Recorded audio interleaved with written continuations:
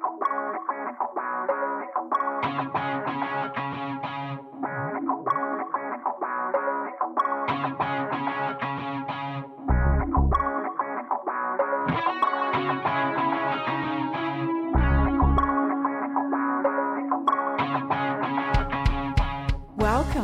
to Super Woo Radio, where we are awakening into being free and sovereign. It's a place where minds hurt and hearts sing as we break through the barriers that have been holding us back. So be prepared to have belief systems confronted as we take the journey of the truth seeker and explore the answers to life's biggest questions. Remember, truth is stranger than fiction. So come along for an awareness expanding experience with George and Jason.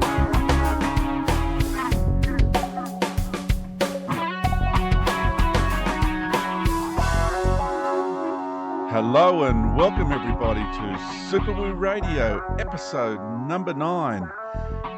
Jason, we are in for a huge treat today. We're not gonna mess around with usual rambling. We are going to get straight into it today because we want to make every moment count. We have one of the most incredible guests ever. You and I are super excited about this. Just quickly, how are you today, Jason?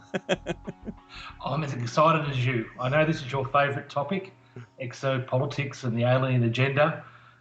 So maybe not quite as excited as you, but not far behind. This is going to be a great show. Mate, we are today going to get into some very, very serious super woo. We're at the top end of the super woo scale, and we are delighted, absolutely delighted to have a person of this caliber on our show. Okay, our guest today is Eevee Logan. Now, I'm just going to read out a brief bio about Eevee. Eevee Logan is a dedicated counselling professional, UFO and alien abduction researcher, Anusara yogi, and a writer. She began her pioneering work with alien abductees while earning her master's degree in Counselling Psychology in 1992. She also holds a Bachelor of Science in Biochemistry. Wow, how appropriate is that? And worked in the biotechnology industry for 7 years. Eve started a support group in 1994 in San Diego County, California, for experiences of anomalous trauma, and continues to consult with anomalous trauma clients worldwide today while living in Western North Carolina. She was a close associate of the late Barbara Bartholic and is dedicated in continuing and expanding the work of the late Dr. Carla Turner. Wow. So without further ado, we are absolutely thrilled to have on Super Woo Radio Eevee Logan. Welcome, Eevee Logan. Thank you for having me, George. I'm real excited about this too, because I know we're going to have a lot to talk about. Oh, we most certainly are, because I tell you what, I've only just recently heard of you, Eevee. I had no idea, hadn't never heard of you up until just a few weeks ago when you and I were together, present on a Truth Frequency Radio, an episode together, and we were brought together and we crossed paths, and it was just like, wow, I couldn't believe what I was hearing. That was great. Yeah, it was a good surprise for me too. And it's just so refreshing to hear somebody of your background who's, because I've been experiencing these things myself throughout my life, but to have somebody with your background and your credentials coming out, and the people that you've worked with talking about these things is huge for me, huge. Anyway, I'm just going to hand you over to Jason for a moment, because he's also just itching at the bit to get going with some questions and some commentary. So over to you, Jason. Thank you, George, and welcome, Eevee. This is going to be a special show. And just before we start, I just want to reflect on what I said to George 2 years ago. And when I started looking at his material, he was making these extraordinary claims. And I couldn't understand a lot of the concept at the time, and it took me a long time to kind of get my head around it, because all of his information is experiential. You have to experience it to understand it. And when you ask him the question about, well, give us some evidence, he has the standard answer, well, just go within, find the answers yourself, connect with Mother Earth, just do it yourself. It's the only way you're really going to learn it. And for many people who have been programmed with all the different society conditions that we've all been subjected to, we need hard evidence. And what I like about this show is, Eevee, your qualifications, and George didn't mention your master's in, I think it's Counselling Psychology. Yes, that's correct. A very important degree, given the subject matter we're going to talk about. And then we're going to talk about some amazing doctors out of Italy, Dr. Malanga, we've got Dr. Carla Turner. We could mention other academic-style researchers who are coming out with the evidence, in inverted commas. It's not empirical, it's not case-controlled, double-blind, but there is growing amounts of evidence coming out of a group that I had never heard of until really yesterday when I started reading your blog site, and a little bit when I listened to the show that you did with George on Truth Frequency. And I think today is the day we're going to start bringing some evidence, some case studies to what we'll probably call the alien agenda. So I'm very excited to have you. And for all those listeners who thought George was just a space cadet, the answer is he is a space cadet. There's no doubt about that. But there are other people who I nor George have had anything to do with or didn't know about, who are coming to similar conclusions that we'll talk about today. So Eevee, it's a really important show, especially for me, and because I have 2 science degrees as well, and a pretty reasonable profile in the business community, and people are going to think I'm totally crazy talking about an alien agenda, but I have to deal with that, and that's fine by me. So we like to start the show at the beginning, which is always your childhood experiences. And did you have any UFO or paranormal experiences as a child?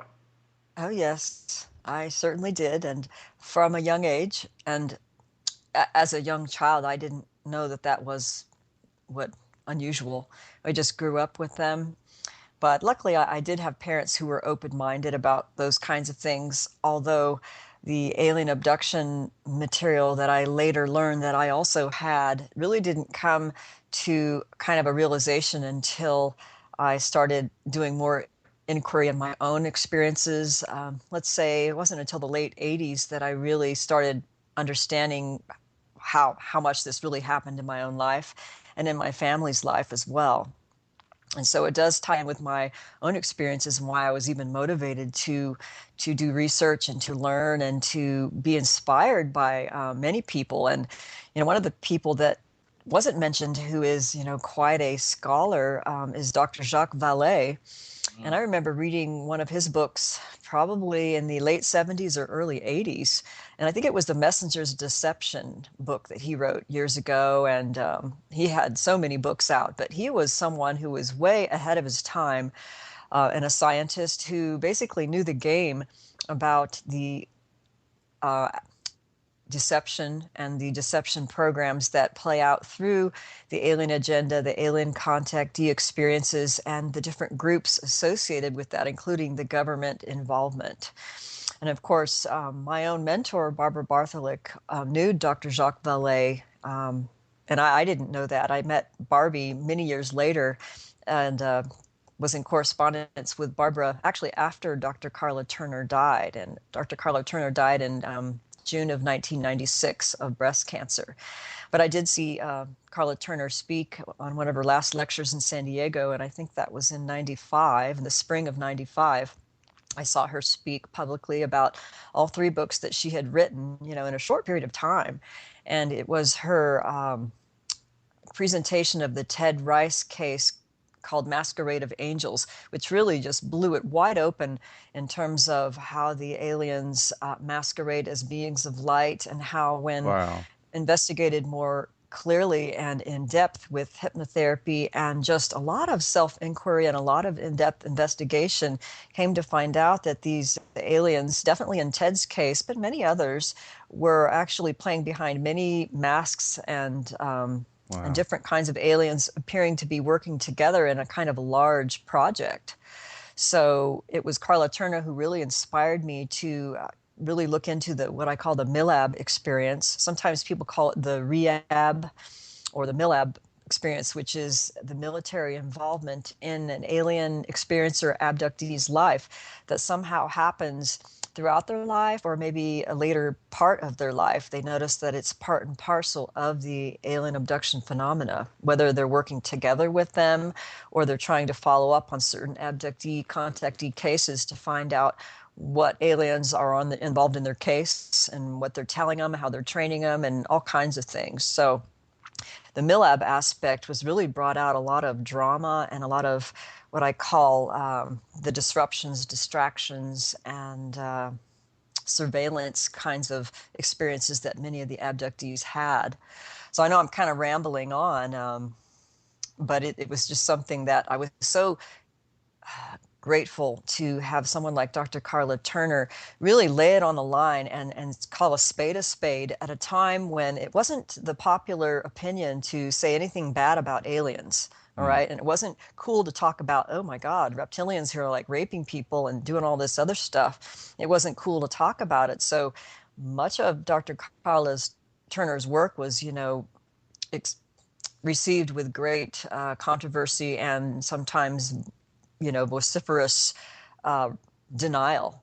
And she had a lot of reprisals of her own, as did Barbara. So I'm so glad to finally see this stuff come out in more detail after many, many years of just, staying focused and saying this is what's happening. I don't care what all these contactees and New Agers are saying about positive ETs and this and that and the popular disclosure agenda and this and that.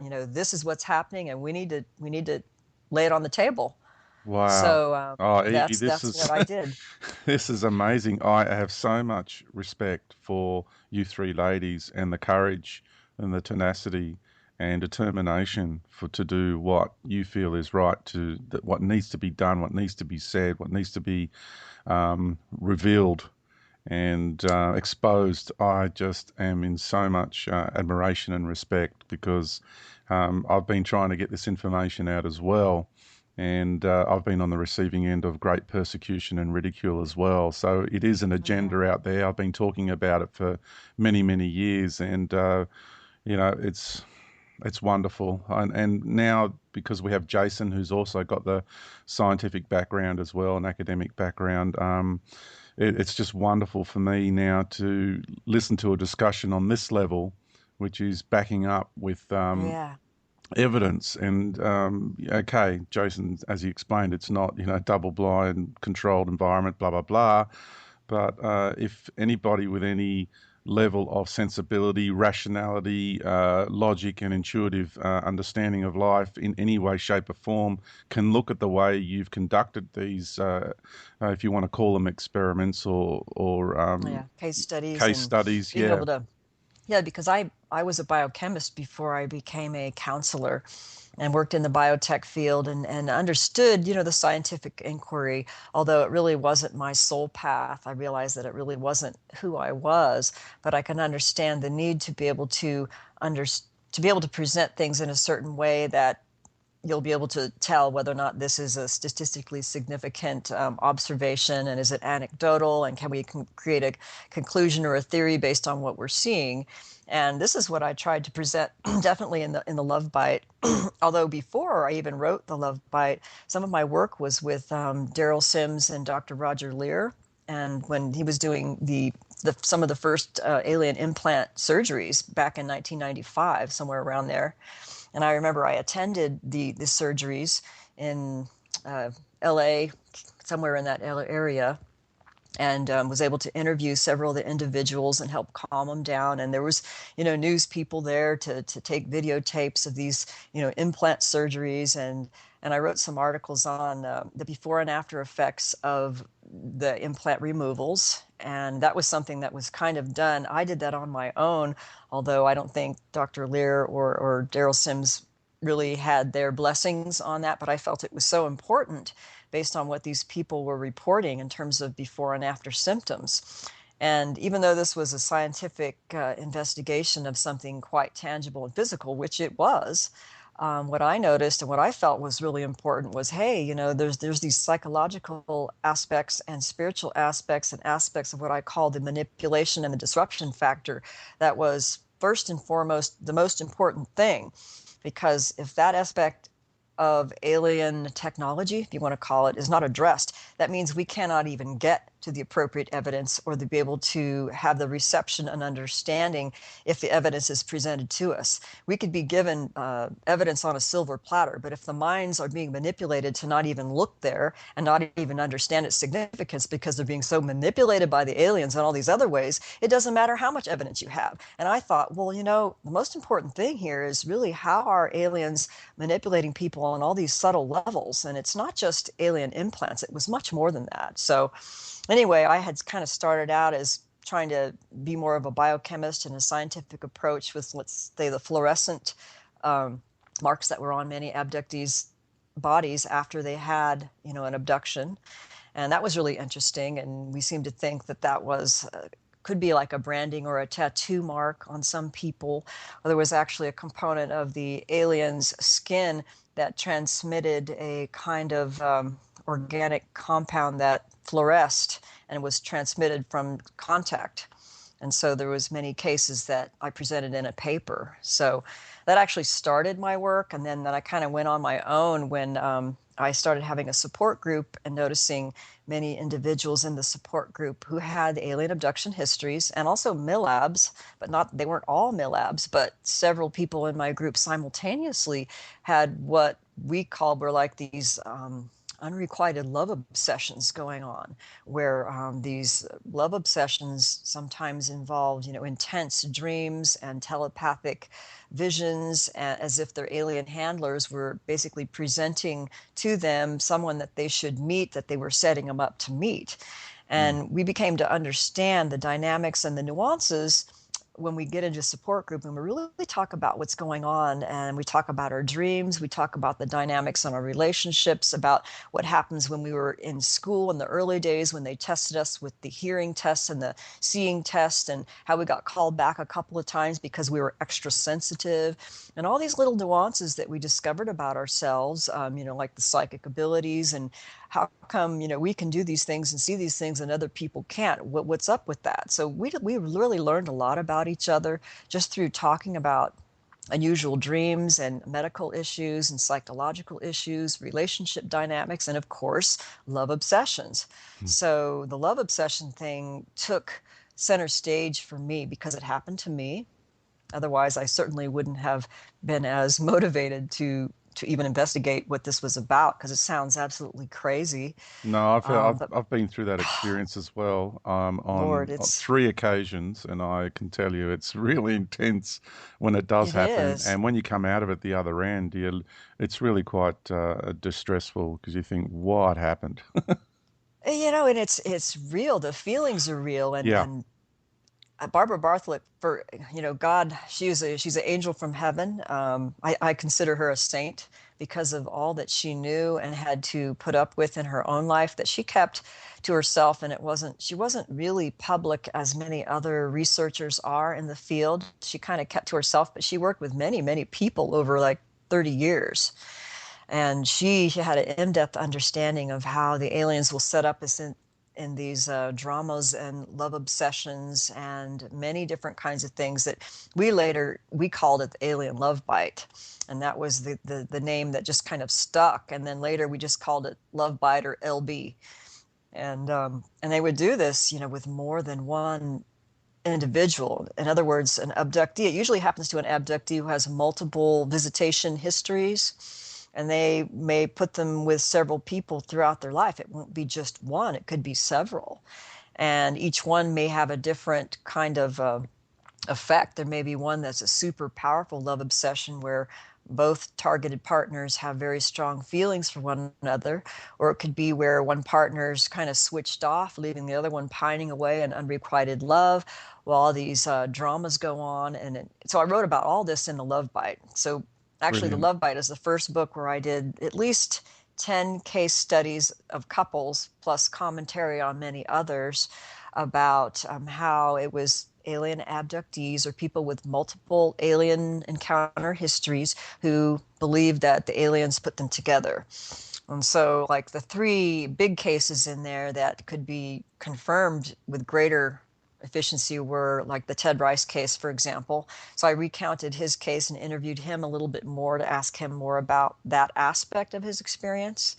And the Linda Corteil case, which Bud Hopkins talked about in the book called Witnessed. And there was, and the, what's her name? The one who wrote Exiles, the Mia Adams case was actually quite fascinating.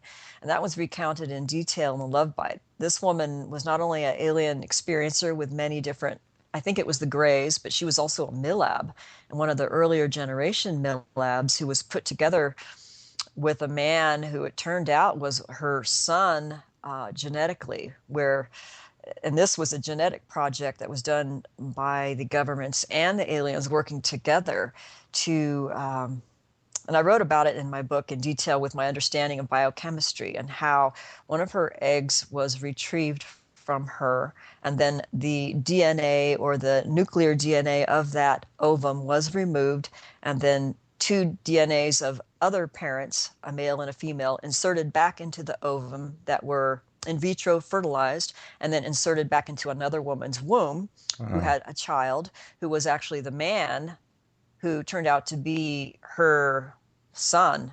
So it was her mitochondrial son. You can call it her mitochondrial son. Wow.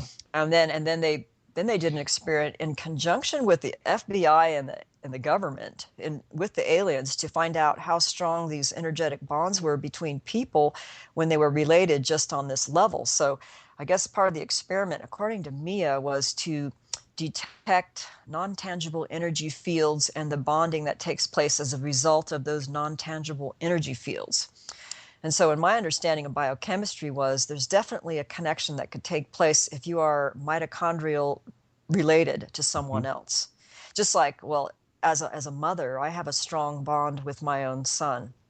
And in terms of empathic sometimes, telepathic sometimes, just the mother-son bond is very strong. Yeah. And there's probably a genetic reason for that beyond just being a parent. There's something real to that.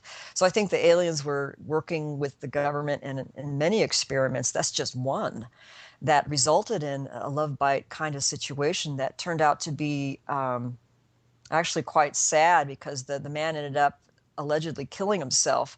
And that's all written in the book in detail, like the last letter that he sent her, which appeared to be sent in code.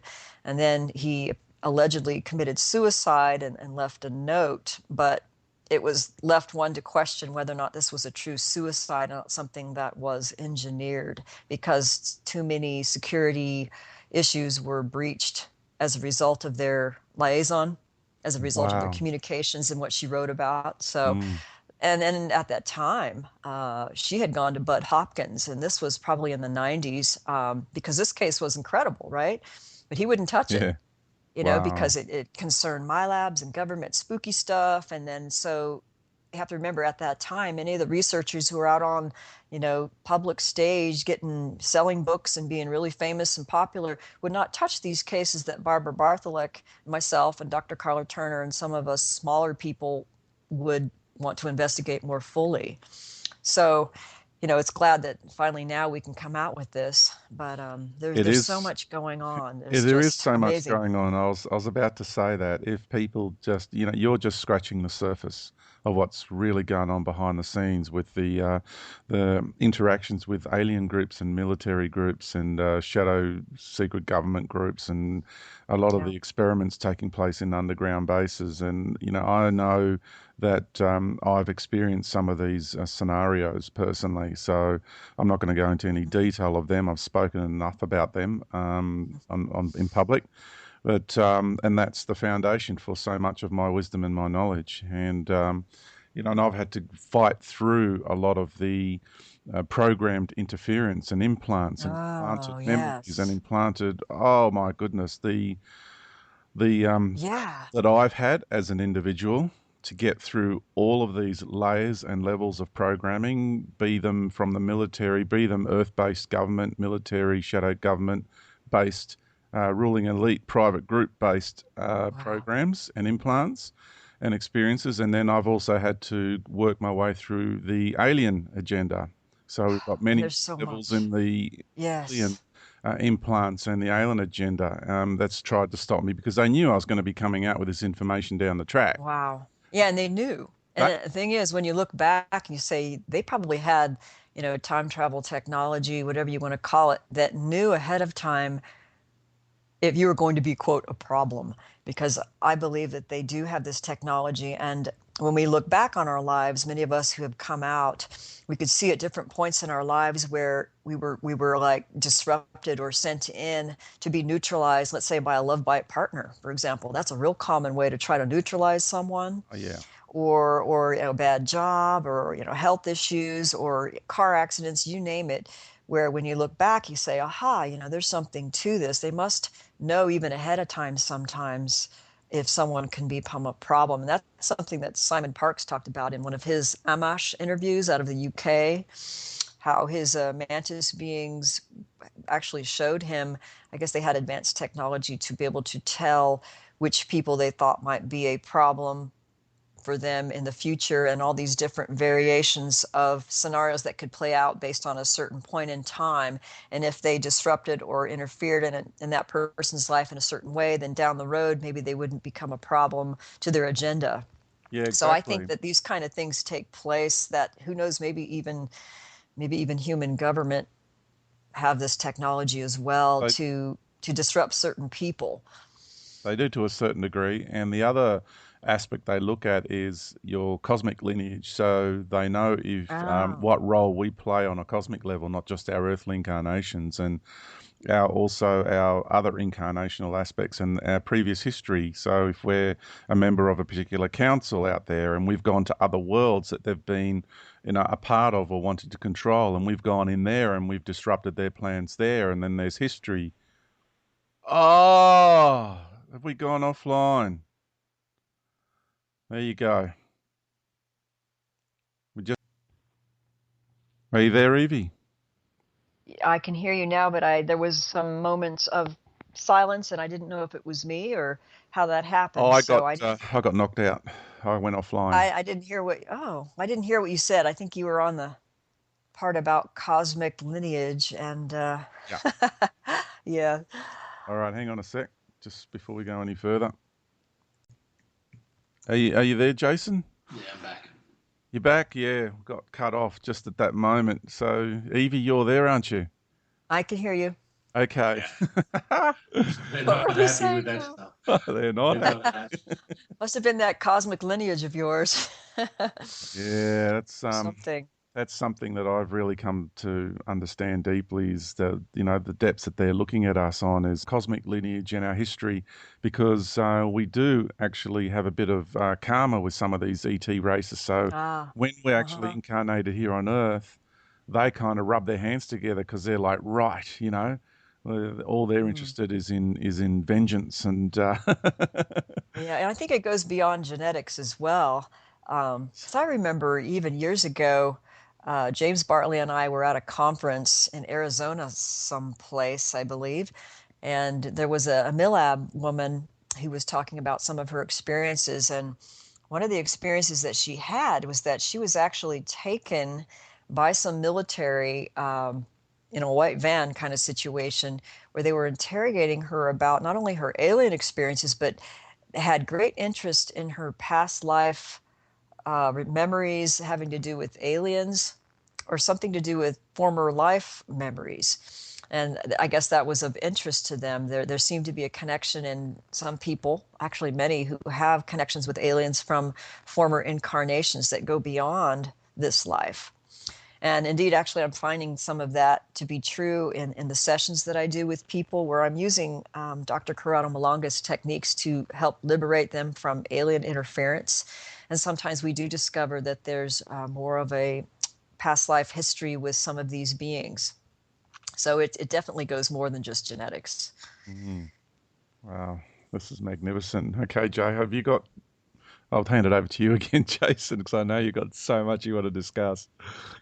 Yeah, we're going to jump all over the shop as Yeah. usual with our interviews, and we make no apologies for that, because we just want to go with the flow, and what comes out is what is meant to come out. Let's just go back to your Alien Love Bite book that you wrote and got tremendous detail in, and those who want to know more about the techniques and the evidence and the case studies should read the book. We haven't got time to go through that book because you've got so much material, and so has George, to talk about today. But one part about that book I think is important is, how would someone differentiate between an alien love bite and a natural relationship, this orchestrated versus the natural relationships? Have you got any tips for people about how they may differentiate between the two? Yes. And well, of course, in the second book that I wrote called The Dark Side of Cupid, I go into much more detail in terms of relationship dynamics that happen on several levels, so that one could distinguish not only the difference between maybe a normal relationship and an alien love bite, or one what I call where an element of psychic vampirism is taking place through a third-party entity kind of situation. And I go into quite a bit of detail in The Dark Side of Cupid with many case studies of people who've reported something that they thought was like a love bite, but not all the individuals were people who've had alien abduction histories. Maybe most of them were, but not all of them had those kinds of memories. So I'd say that the way that you can tell if this is, something that aliens are orchestrating is, number one, have you had multiple UFO sightings throughout your life? Missing time? Do you have any alien visitation histories, you or in your family line, or the person that you're having a relationship with? Missing time, and then the paranormal markers, the dream visitations, unusual paranormal activity that might escalate when you're with a certain person, or you may have sudden raising of paranormal activity after you meet a particular person. Astral meetings, mutually shared dreams, and then the high emotional roller coaster drama that can take place with paranormal activity in conjunction with a new partner that appears to be influenced, or there could be like a cloud influencing the relationship that definitely feels non-ordinary. And for people who haven't had the alien encounter experience, I have met some who didn't have alien abduction histories, who reported to me a love bite, or what I call the dark side of Cupid relationship, where they had the strong obsessive quality to the relationship, a very strong psychic bond with them, empathic bond, and also a paranormal element that, for example, they may have seen their partner being overshadowed by another kind of fourth dimensional entity, like a devil-looking face, a troll spirit, a reptilian, or some other image overshadowing their partner. So there's different ways you can tell where it's being influenced. And I think the biggest thing is the emotional roller coaster, and literally feeling it in your body as if it's pulling energy out of you. And the paranormal activity, I'd say, is the biggest marker that there's something strange going on. Excellent. So, and yeah. One clarification, just for people who mightn't have read your work.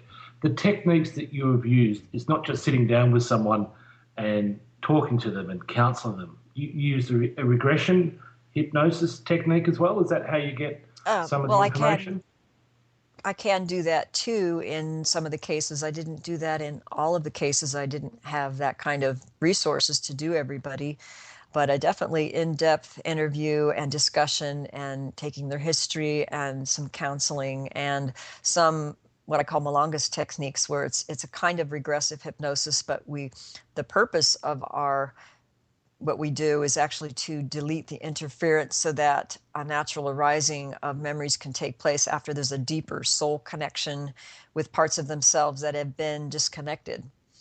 So when that takes place, things can become much more clear, and it can reduce that love by, quote, psychic bond with the other person as well. So that's one of the reasons why I'm using Dr. Malanga's techniques, and it kind of borders on some shamanic work as well, because there's an element of parasite removal and cutting psychic cords kind of thing. So I'd say there's a combination of things that I do based on what the person, what they want to do. But many of them don't want to go there. Actually, many are afraid to get hypnotic regressions. Yeah, I can understand that. I can understand that. Yeah. But there's enough of the dynamics anyway, because actually my expertise in terms of what I got counseling, my degree was in marriage and family counseling and relationship dynamics, and of course trauma. And my specialty was anomalous trauma, which involved a lot of post-traumatic stress and dissociation issues related to extreme trauma. So I really like to focus on what are the relationship dynamics that go on with people who've had these kind of traumatic issues, and especially alien abductions. So that's why I guess in my second book, instead of making it an alien abduction focus, I put the focus on relationship dynamics and healing strategies, and where the element of what I call energy vampirism is really the central issue that's being recognized here.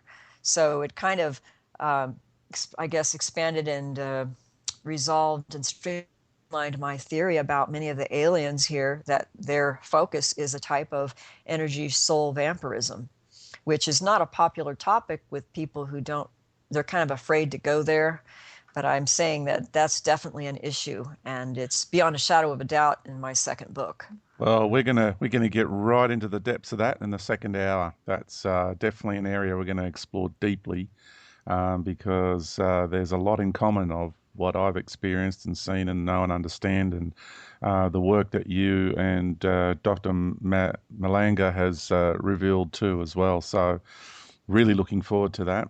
So I'll just stay on the path with Jason for now. Okay. Should we talk a little bit more about Dr. Carla Turner? George, I know you had an incredible experience with Carla Turner, and maybe you'd like to share that with the audience, and then maybe Eevee can talk a little bit more about who was Dr. Carla, what was her background, where did she come from, and there's, pretty strong rumours that she was really taken out rather than died a natural death. Yeah. So maybe we'll start with you, George, and then Eevee can comment. Well, I'd never heard of Dr. Carla Turner up until I had this incredible experience with her. I was about to look at something of hers on the internet, and next thing I know, she's turned up in our home, and energetically speaking, and I had a heart-soul connection with her. It wasn't telepathic, it was in my heart, core heart, soul center. And that's how I know it's genuine. It's where I connect with my father who's passed over. It's how I connect to a lot of the races who are in what I call the organic realms of the universe. And Carla and I had a discussion for about half an hour. It was magnificent. And I got to really understand who Carla Turner is. And she's a woman of incredible tenacity, incredible drive, incredible passion, incredible desire to... justice is not the right word, because for me justice is glorified revenge. But it's about really, really understanding the desire to do what we feel is right, and without righteousness. We've got to be authentic and genuine and loving and caring about life, but to do it with assertiveness. If that sort of encapsulates the energies that I experienced from Dr. Carla Turner. And she, to me, is such an inspiration because of the way she just put aside fear, because she was under so much duress, so much pressure. These black helicopters circling over her house, and what her and her family were put through is incredible. So when, she was really onto it. She really, at a time when like you said, when the ET agenda was all about peaches and roses and fairies and rainbows, it was really a time when the reality of the alien agenda needed to be shared, because people are just being glazed over by the sugar-coated version of what's really going on. And sure, there's some wonderful, loving, caring races out there. That's where the majority of the human races incarnate from, is this incredible, magical place of life within this universe. But there's also what we're exposed to at the moment, though. We've been quarantined. The Earth has been quarantined for quite some time by a particular cabal, cosmic cabal, and universal matrix cabal. And they are implementing an agenda that's been going for thousands and thousands and thousands of years, 20, 30, 40,000 years. It's been a very long time. And what we are revealing is so shocking to many people that they're having a hard time coming to terms with the reality of beings posing as angels of light, like you said before. So for me, Dr. Carla Turner is truly an inspiration. And I then went to the internet and looked her up after our experience, and it was just phenomenal.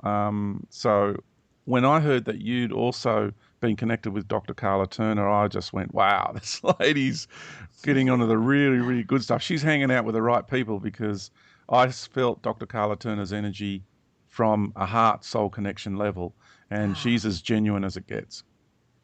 Yeah, that's great that you had the experience and you didn't even know. How wonderful to be able to connect on that level and to be perceptive to the reality that they're still working on the other side, rooting us on. I know that Barbara Bartholic had some unusual encounters and synchronistic events in her home after Kandy died, and she knew it was like a visitation and it was a message. And also other people that we knew, other Millabs who were very psychic, who knew her or had her come in dreams and different things like that. There was a small circle of us who were connected with her on different levels. There were other abductees who also were from Arkansas who had mutual encounters during abductions with Dr. Carla Turner. And so she definitely had her own experiences. Can I just say, she said to me, and I really haven't worded it like this before, but this is exactly how she said to me. She said, "Tell them that you talk to me. Wow. Let them say it publicly, and you tell them," because I know why she said it. She says, "You tell them that you spoke to me, that we spoke, that we communicated, because I want them to know that I'm in the right place, that I made it home, that I didn't get caught up in their traps." So it's kind of like having a dig to all the alien agenda and all these ETs who are listening. She got past your programs, and she's home, and she's blossoming, and she's shining, and she's thriving, and she just wants you to know. That's great. Yeah. Well, that's good. I wish she was still here, but when people pass on, things change. So I can't say, I'm not as psychic as many of the others that I've worked with, but I'd say that there's a lot of beings who are involved in all this in other ways, and their hierarchies of how they operate. It can get very complex.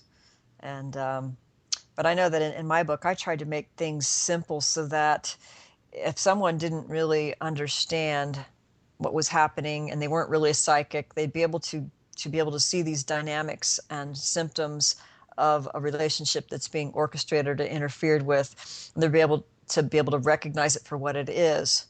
And I wanted to do that for people who didn't know, because I think this kind of relationship manipulation aspect, and that's just an aspect of the alien agenda that is being happening to many more people than just what we call experiencers, or who are abductees and contactees. It's happening to many people who they have no idea that it's happening. And the manipulations. I got to agree with that. There's a lot of people who I know people personally that they're being abducted. You can read their energy straight away, and you can't even go anywhere even insinuating that that's taking place with them, because that they would just totally lose it. And they're very, they go to counselling and they're on antidepressants, or, they're Uh-huh. really struggling Yeah. with life, and they just don't want to go there. So you can't say anything to them. But Yeah. it's easy to Yeah. see the telltale signs of a person experiencing these things.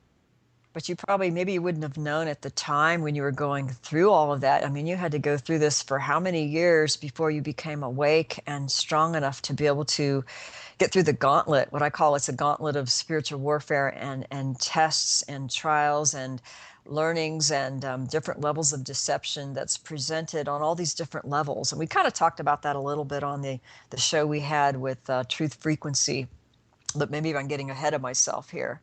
Because I Yeah. think the I relationship think issue is so I important. think Dr. Malanga's work will lead right into the spiritual Oh, yeah, warfare and the definitely. battle for awareness and the real bottom line of the alien agenda. Yeah, we're going to get into that second hour big time. We're going to dive right Okay. into it. Juicy stuff. It is juicy. It's very complex, and a lot of the American and English-speaking people are not real aware of his work. But in Italy, it's pretty much well known in their communities, and they had a lot of controversy amongst their groups and popular groups. You know, the New Age groups, and then the more scientific groups, and then the MUFON type groups. And it's those kind of things are received with a lot of controversy.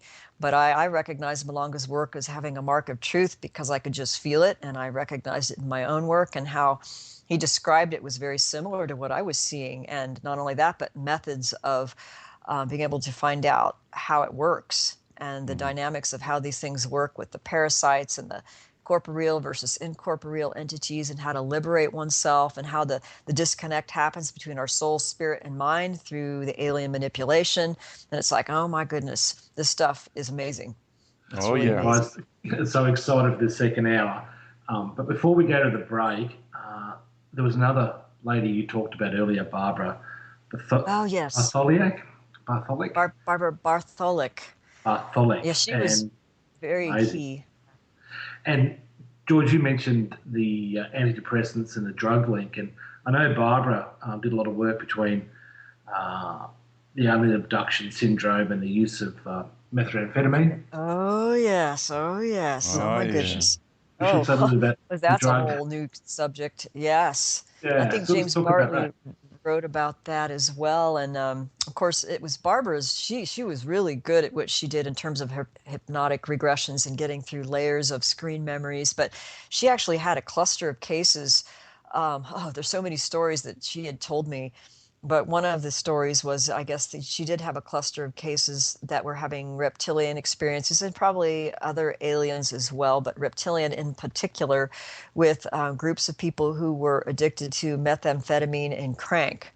And that when these individuals got involved with the addiction of methamphetamine, it altered their brain chemistry frequency so that they were more open to other dimensional realities, where they were able to perceive aliens, but aliens were able to come through portals and start actually hosting them or really messing with them.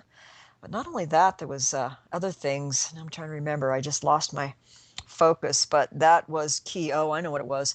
It was that many of the methamphetamine people, they also get involved in porn and alternative sexual activities. And part of that is actually a biochemical thing that happens, that their sexual response it's different after you've been addicted for a long time. So they need more and more stimulation. So as a result, a lot of them get involved in porn and porn addiction. So when that happens, it really opens up windows big time for these malevolent dimensional reality entities like reptilians and others to come and possess or basically wreak havoc in their lives. So she actually had a lot of cases where there was that connection going on, where she realized there was a connection between methamphetamine being a really bad drug in terms of opening up portals for darker entities. Wow. Incredible. Yeah. I mean, there We was know. other stories I could tell when we're off the break. A real important one, but I don't want to Oh, no, let's lose talk it. Let's track. say it.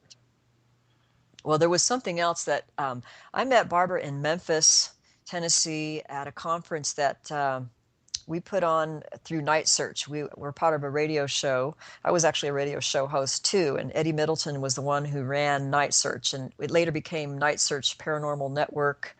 But anyway, he put on a conference, and Barbara Bartholic, of course, is one of the speakers. I was too, and there were several others. We also had like a abductee contactee panel, and James Bartley was also one of the speakers. And Barbara had presented something that she didn't do in public before. But I guess in her early investigative work, she would get calls from people where there was waves of UFO activity, and then in those waves of UFO activity, there was also clusters of abduction reports or visitations and unusual things. So she had gotten a cluster of reports, and I think it was like in 1989 or the very early 90s, out of Yelm, Washington area in the Pacific Northwest of the U.S. Wow. And so she got a wave of reports of people who reported activity after this wave of UFO sightings. And many of them were like classic abductions. But within those cluster of reports, there were several in this particular town. And I don't know if it was Yelm or if it was another surrounding town that they were having not only but the love obsession thing where they were having like love bites, like people who were ordinarily married to one partner just having a sudden obsession with someone else who was also taken by these aliens in these mutual group abductions. And so she had a cluster of unusual cases where she did in-depth hypnotic regressions and interviews. She taped these things and found out all kinds of things. Not only that, but in some of her work that she was investigating, and she had a videotape where she was showing this. There was paranormal things happening, like there was like a kettle or something on a stove that flew across the room, and like demonic kind of interference that was trying to stop the process of the investigations, because she found out a little bit about the dark side of, well, gee, if it's all this wonderful wave of UFO activity and these wonderful beings from higher realms, and then these people reporting abductions and having these love obsessions and all this chaotic stuff in the relationships and their families at the same time, it leads one to question which kinds of beings are involved here. You know what I mean? So when she left the town, and she must have been there for, I don't know if she was there for a week or a few days, but when she left the town, she was stopped by a particular powerful member of a channeling cult group. And that person forced her to release her audio tapes of her sessions, or they would not let her get on the plane to leave.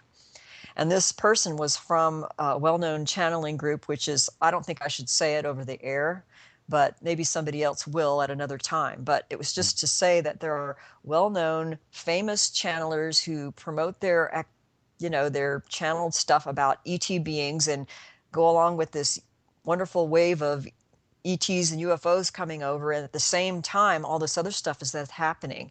And that Barbie wanted to investigate it and basically show this is what's really happening, but they would not let her release her material. They took her audio tapes. Wow. So she took what she had and then presented it years later. This was like 2002 or whenever. And this happened, over 10 years after the fact. But just the fact that there are these powerful channelers who are channeling these powerful high-level entities pretending to be ETs, who actually had a lot of spiritual and demonic power to prevent the release of information that connected waves of UFO activity, abductions, and these massive love obsession, love bites happening all at the same time in this particular town. Wow. So, see, Barbie got all these kinds of cases, and she would tell us privately on the phone for years. We would have conversations that it really was amazing. And it was like, Barbie, you have to get this out. I want to write a book, and we were going to co-author a book, but it ended up that I ended up writing my own. But in the second book, in The Dark Side of Cupid, I actually have 3 cases of Barbara's that she gave to me back in 1999, which are absolutely amazing cases that connect the psychic vampirism issue, some of the demonic possession issue with classic UFO alien abduction by certain kinds of entities, and shadow people, and quasi-government spooky kinds of things. And you'll just have to get the book to read those cases, because Barbie's work was incredible, and I think more of her work should have gotten out there, to be honest with you. So I did what I could. Oh, that's brilliant. I feel that more of it should get out there, because when I was hanging out with UFO groups and what have you, there was a lot of that sort of stuff going on, and it was really unusual. And it wasn't a pleasant experience. But anyway, that's just to put things into context, if you look at it from the point of view of as earthly people, we want to experiment and have a look at a group of animals or what have you, let's say some meerkats, and we enclose them in a particular area and we study them for a while, or go to where their habitat is in the natural environment, and we study them and we look at the relationships, the dynamics, the machinations, who's the leader, their sexual and procreative habits, practices, what have you. And we really look at them and we really analyze them. Now, let's take that, and this is what we do on this level. Now, take that to a group of, think of eons and eras and epochs of evolution in the universe of races of beings that do this on other races.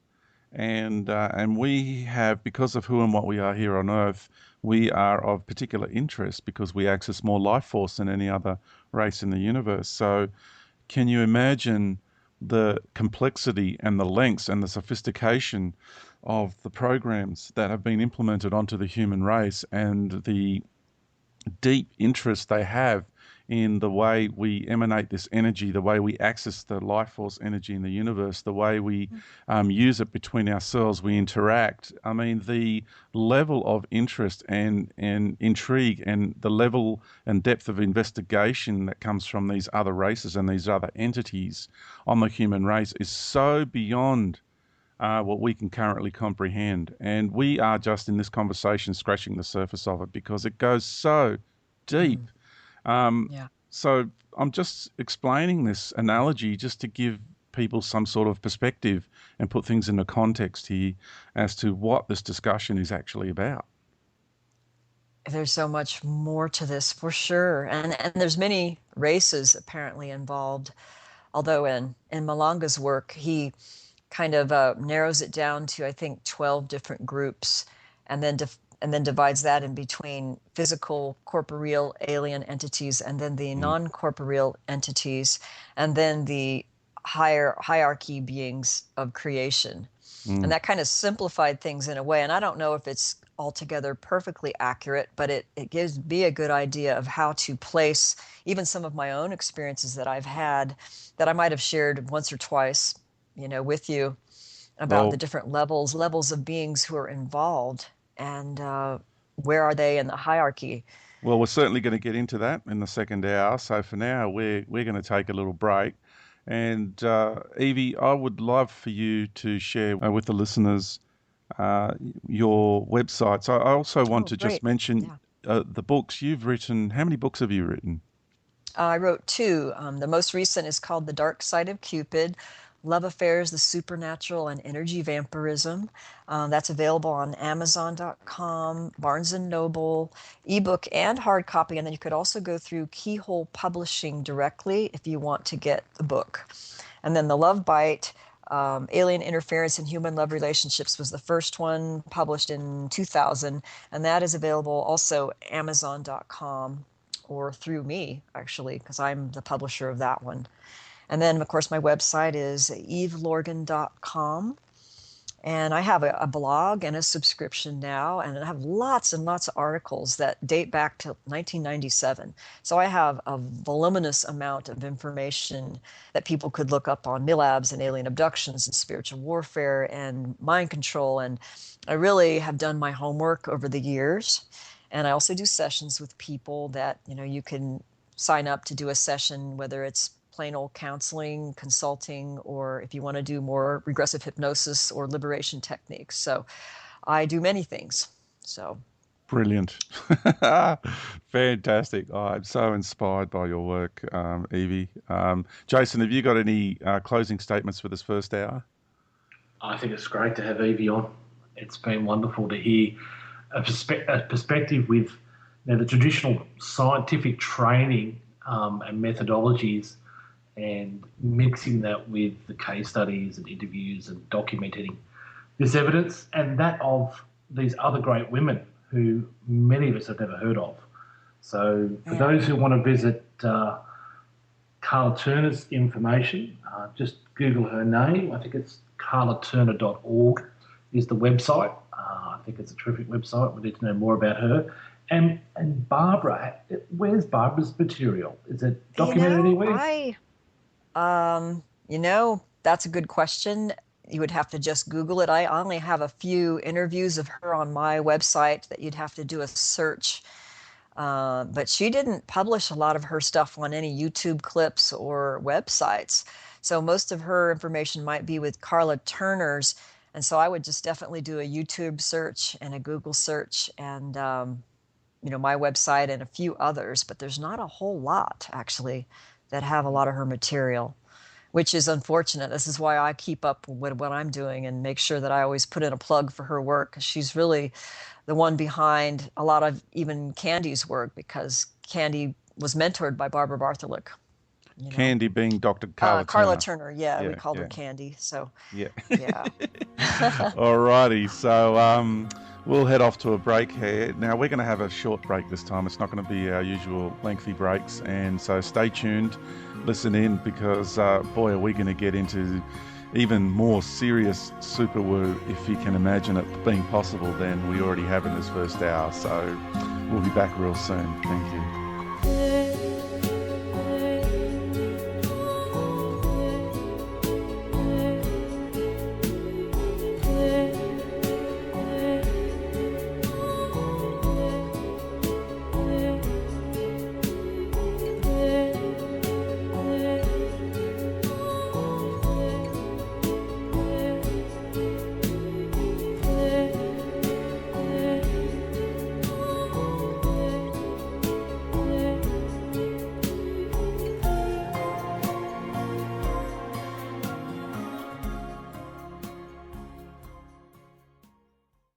We are submersed in a construct that was designed to break us and keep us broken, but it hasn't.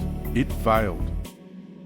We still go on because we were designed from an eternal template of infinite creativity and not a synthetic house of cards built on pride and false power. Breaking free from the programs and paradigms that hold us down takes courage, endurance, tenacity, and trust. The reason it is so hard is because to be a free and sovereign being, we have to smash every lie, even if it hurts. It is good to be reminded of how resilient, unbreakable, magnificent, and powerful we truly are. And if anything provides a foundation for that, it is the book, Our Universal Journey. Go to ouruniversaljourney.com.au. Music for this episode is brought to you by Medwin Goodall. The album Tears of the Dragon, and is available at medwingoodall.net.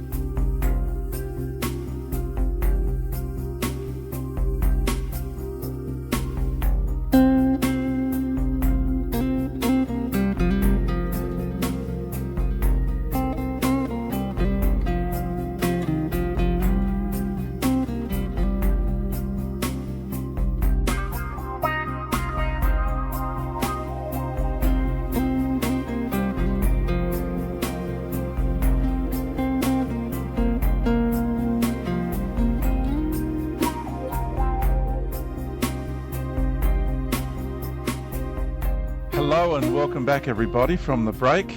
We're now getting into the second hour of the Super Woo Radio, episode number 9 with Eevee Logan. So, Eevee, we're going to delve really deeply into very serious Super Woo. I'm really looking forward to this. I know Jason is too. And before we do, is there something that you'd like to share with the listeners? Well, I suppose I could share a little bit about some of my own experiences that I had, and that actually I had intended to write a memoir of my life experiences, including, childhood, but also alien abduction and all the whole nine yards, including the love bite stuff.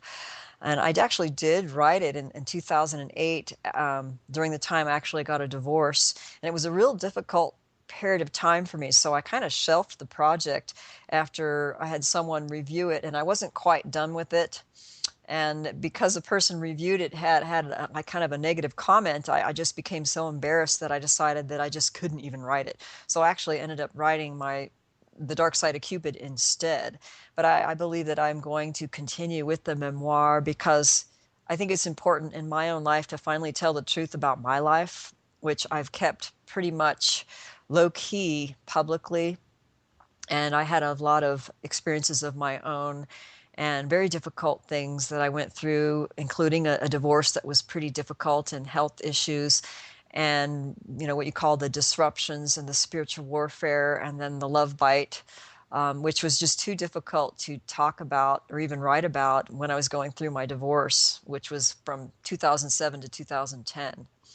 So I might say a little bit about my own experiences. And I kind of always wished that I was one of those perfect cases that had all these clear memories of what happened in my alien abductions since childhood. But I wasn't one of those really fortunate people who was able to get clear memories of a lot of the things that baffled me for years, and things that had happened since I was very young. Like 4 years old, 3 years old, 11 years old, my teen years, in my 20s, involving missing pregnancies, and then the later in the love bite happened, which involved a military element that I wasn't really aware of until it happened to me. And I believe that there was definitely a military element involved in my case with that particular love bite partner. And then from that point on, it appeared, and it could be not true. I mean, it could be that maybe they were always involved in my life, but it seemed to be that once I got on the trail of investigating my own experiences from a therapeutic perspective, I was doing a lot of self-hypnosis, and I was going to therapists, and I was investigating my own traumas with lucid dreaming and all kinds of alternative therapies to try to get to the root of my own traumas. And during the process of doing that, and that was around the time I was getting my master's degree, I was doing a lot of experiential training and therapy workshops. And it was at that time that I got hit over the head with what we call the alien love bite and the love obsession with another individual that I had met in the UFO community. And it set off like what's in my book, the deja vu memories of having met before, of actually knowing, like body memories of having been with that person before in a very intimate way, and just like your body just knowing, and having an empathic, telepathic connection with this person to the point of soul immersion. And I even had what I believed was a past life memory with this particular person in another era, where we literally did die together in a violent death that happened suddenly, that could have been responsible for the connection. So I kind of kept all that to myself, and went on with investigating others and talking with Barbara Bartholic for many years about how when I delved into my own experiences more deeply and more seriously, and I was so serious. I mean, it was very frustrating for me because I wasn't able to easily get to the memories that I wanted to get to. They seemed to would come up only when they would come up. I couldn't force the issue. And now later in life, I think a lot of that had to do with, I think the aliens control a lot of our memories, for one.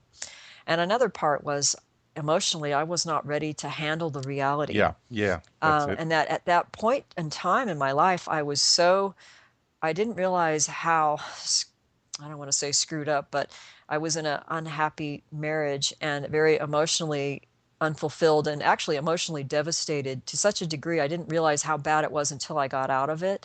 Because we haven't the capacity to deal with those sorts of memories at that time. Yeah. And Wow.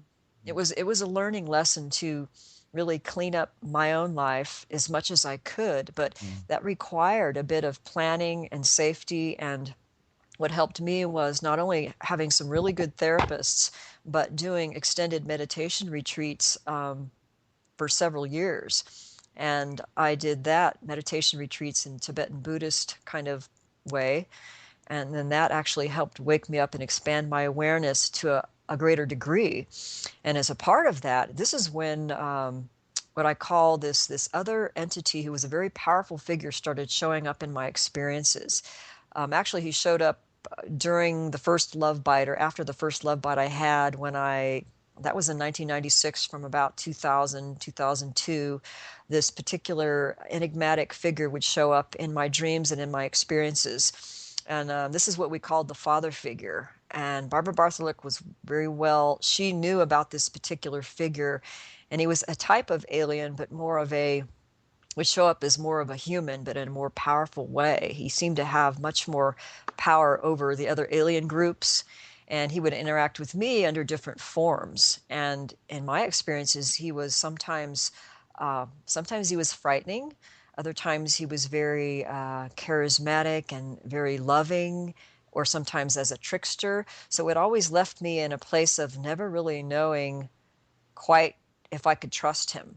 But in my experience, he had a lot of love. And I ultimately realized in one of my profound mystical experiences, what was like what do you call, dark side of the soul experience, where that being presented himself to me. And then I realized that my soul came from this particular father figure, that we were one being, and we co-created my life and all these experiences up to that point in my life, which to me, part of that realization, this is really hard to explain, was in order to feel and express and experience selfless love to a very, very powerful to the degree, which was almost like to the point of a near-death experience. It was that profound in terms of when aliens, or whatever we want to call these agents of karma, if you want to call it, put us through these experiences. It was the nth degree of my emotional capacity was being tested.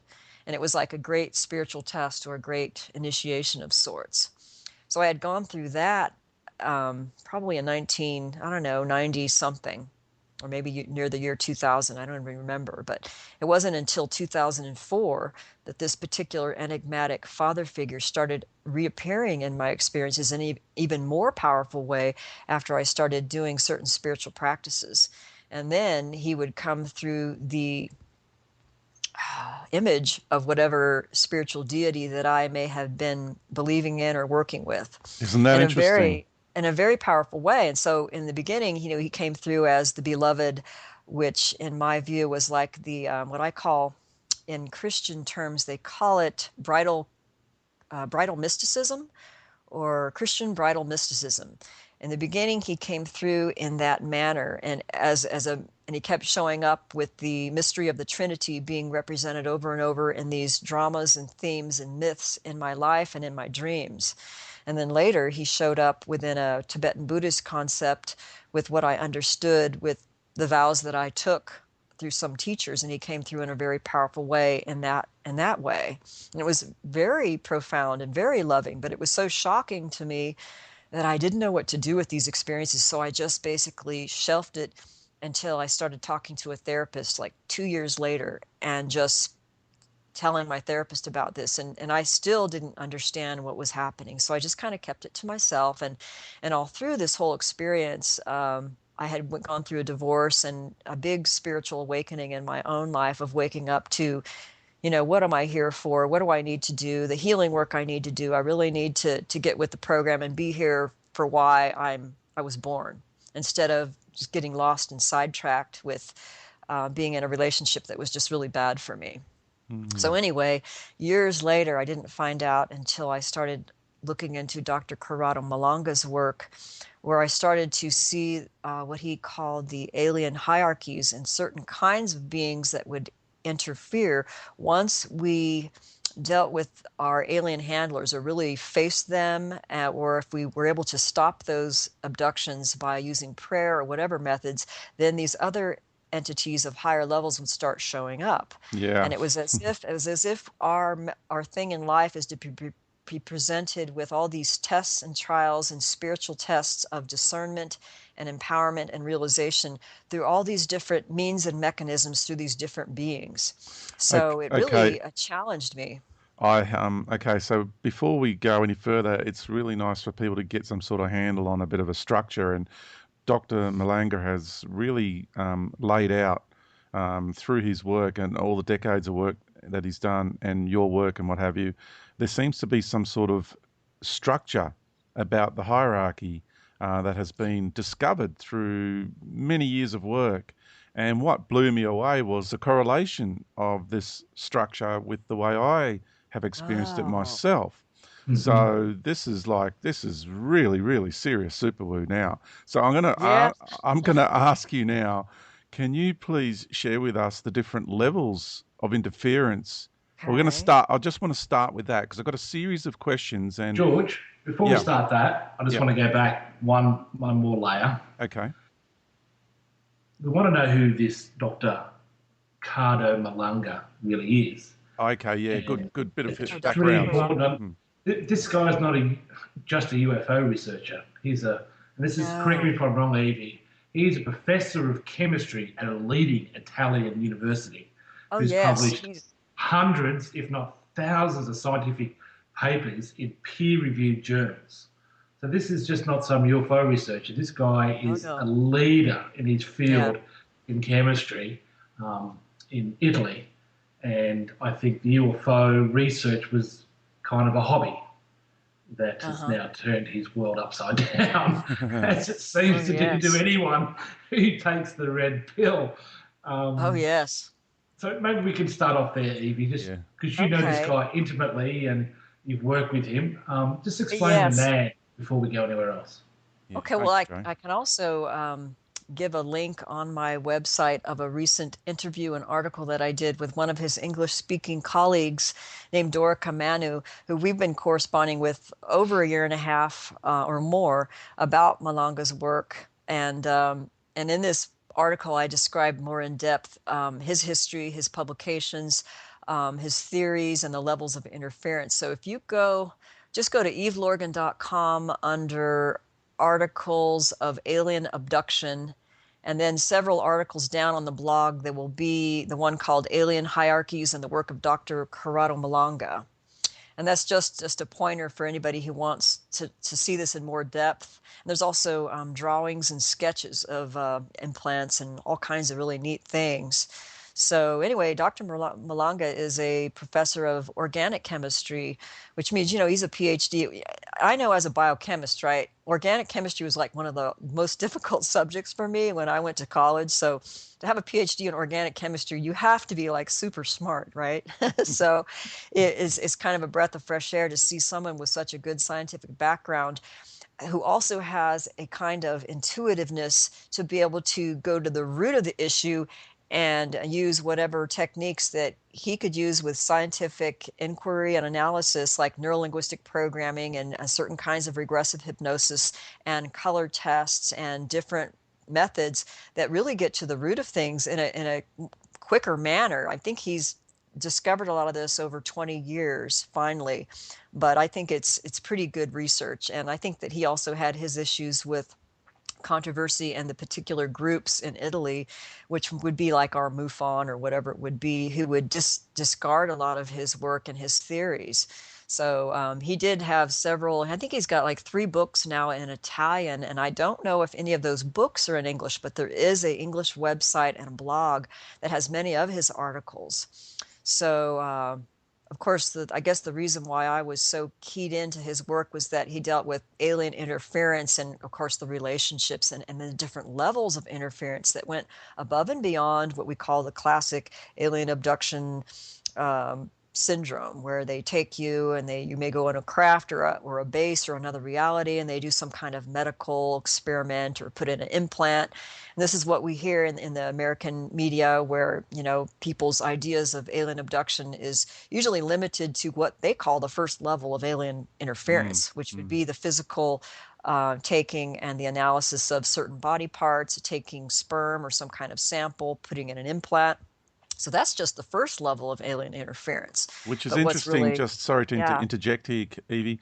Interestingly, that's what the military and the conventional establishments like MUFON and what have you, they would consider that to be close encounters of a third or the fourth kind. I I think can't that's the third or the fourth fourth is when kind. they So abduct you. Yeah. they see that as the most extreme. But really, what we're talking Right. about here, Right. this is the very basic. This is the lowest levels of interference that we're discussing here. Yeah. So this is like super woo woo woo. You know, for mainstream's understanding, and we're Mm, really, pushing the edge here. But many people know that the alien abduction already occurs, and it's been mm. happening, for many years, and I think for thousands of years. Personally, I think this goes above and beyond the Roswell incident or the military involvement. Absolutely. It goes thousands of years with Mm. different groups and quote the gods and all that, but we can get into that a little bit later. Oh yeah, Yeah, because that's very apropos for what we're going through in this time of this absolutely. history. And I think we need to understand the context with what we're dealing with. And this is what I hope to do with this particular article, which is hopefully making the rounds in some forums now, although it takes a while for people to catch on because it goes above and beyond how they can even make the connections between things. And I've been criticized by some people who, they will say, wait a minute, how did you make this particular deduction? How are you making the connections here? I don't understand. You're going way above and beyond what most people can even, they can't make the connections. Mm. So here I'm trying to say, oh, these are how the connections are made, and this is how Malanga did it. If he's a scientist of a PhD in organic chemistry, I'm like, this is good enough for me. I don't know about you, but this was good enough for me. So anyway, if we want to go into the deeper levels, which really talk about the real agenda, right? Yep, exactly. We That's what we want to do. And I'm rubbing my hands together and I'm yeah, repositioning myself in the chair because uh, okay, let's he get it put happening. six basic levels, six. And so we talked about the first one was the physical abduction and the implants and any surgeries, tissue extractions, whatever. And then the level two, he called alien memories implanted into the brain of the abductee. And this was actually described in Malanga's first book or second book, where people had these symptoms that they felt not of this world. They feel like they're part alien. They recalled other lives as aliens or a dual life as an alien. That's actually quite common. And this is what Malanga he calls this thing active alien memories or passive alien memories, depending on whether or not it's been neutralized with his liberation techniques. So he finds AAM, we just call it AAM, active alien memory. And what he seemed to believe that based on the regressive hypnosis of hundreds of people, came to find out that they had a single thing in common, which would be what they call an implanted alien memory, a body of alien memories, like a program of a particular type of alien. It could be a gray, could be a mantis, could be a reptilian, could be a Nordic, it could be a military. And it's like a certain set of memories, like it would be a software of just a bunch of data, including past life memories. And he says it's implanted in the brain, so it's like a physical implant of sorts. And that our genetics and brains and biochemistry, whatever, was actually engineered to accommodate these by certain alien groups. So this also obviously calls into the question of when someone has a memory, a past life memory of being an alien, it calls into question, is this real or is this, quote, Memorex? Is this real or is it one of the authentic kinds of alien technology? I have Yeah, those. I so have those memories of other incarnational aspects of me in other star systems. Like I have an aspect of me in the majority of my makeup in this lifetime comes from the Sirius system. I have a huge amount of me that comes from an aspect of me in the Pleiades, and there's another aspect of me in the Orion system, for example. So, how can one tell the difference between their actual incarnational aspects in other star systems and yeah, these implanted memories? that's a good question. And I really think it has to do with the realization that the person has. Um, but he claims that what happens in these, and I think I have it written in the article, the aliens will actually implant these memories, or it's really an alien life form that has what they call a mind and a spirit component, but it lacks a soul component. which is a necessary part of the Trinity that has powerful energy. Which is why they implant it in us, because we have the soul energy and they don't. And this is how they maintain their life form through us as a host. We're acting as hosts for their parasitic life form. So, so Wow. they will, once a person dies, they'll take that active alien memory out of the brain of the abductee and put it into the next, quote, carrier, the next human carrier or whatever carrier. And then that person will also carry that alien's memories. So that particular active alien memory can go through many lifetimes of humans who acted as carriers. So the carriers could actually have memories of these aliens, and then the aliens can have the memories of the people's lives who hosted them. So it gets kind of complex, but that's just the second level of alien interference, which in and of itself is kind of a complex Oh, understanding. we could speak for hours just Yeah. on that one alone. Yeah. My And goodness. so, and that, I interviewed a Milab woman named Marit, 3 in-depth interviews where she did remember having a former life existence as a female Draco. And after the liberation methods, she kind of had a reassessment of the memory, that maybe what was really happening was a recycling of the active alien memory that was implanted into her brain to make her think that she had that past life, but she still had the memories. So it's a question I think each person has to ask themselves based on their own healing work that they do. And I'm not here to judge, because I wouldn't know. I really don't know.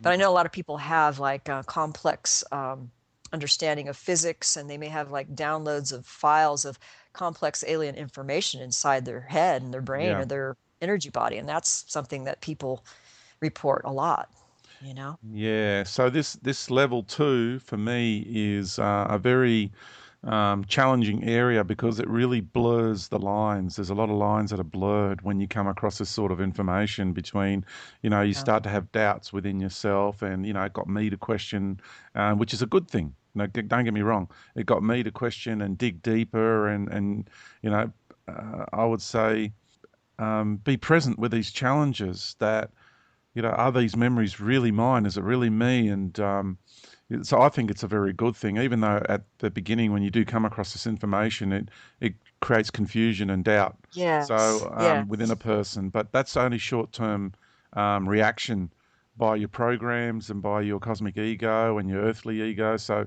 just don't panic. Stay with it and work through what the level 2 is actually suggesting.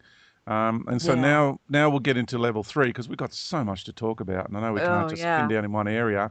Now, And this what one's a big one: copying it of the is. abductee.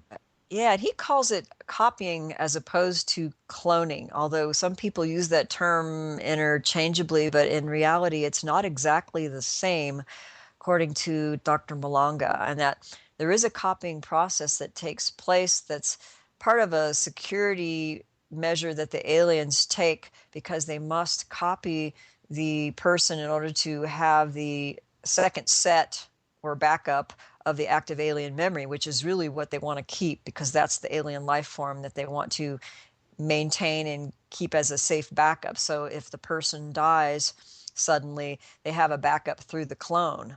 So, or the copy rather.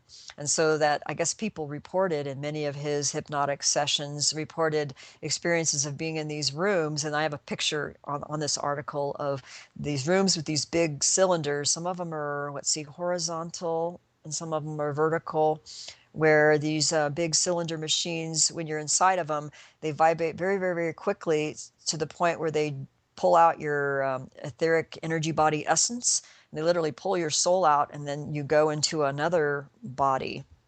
And it could be either another clone or it could be an alien body, depending on what they want to do. And that's part of their cloning process. They're able to pull your soul out, put it in a temporary, and create a copy and do all this advanced stuff, which, yeah, and he has more detail of that on his own blog about the copying and how that's actually tied into the military component aspect of MILABs. And so, because many people have reported, especially MILABs in my support groups, how they would have experiences of being put on what they called mind control ops in their super soldier alter personality or whatever, where they had super abilities to carry out certain routines, like being a spy, being a remote viewer, being an assassin, being a just a photographic memory, doing different things for the military and aliens in these Yep. other personalities. But sometimes they say, wait a minute, this is a clone body. I'm in a clone body. They would report that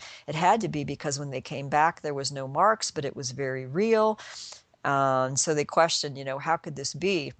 So part of it could be that there's actually different kinds of ops being carried out in the clones that could be pre-programmed. And once they transfer the soul essence from your body to the clone body, and because if they're genetic copies, there's not going to be any rejection of that body, of the soul.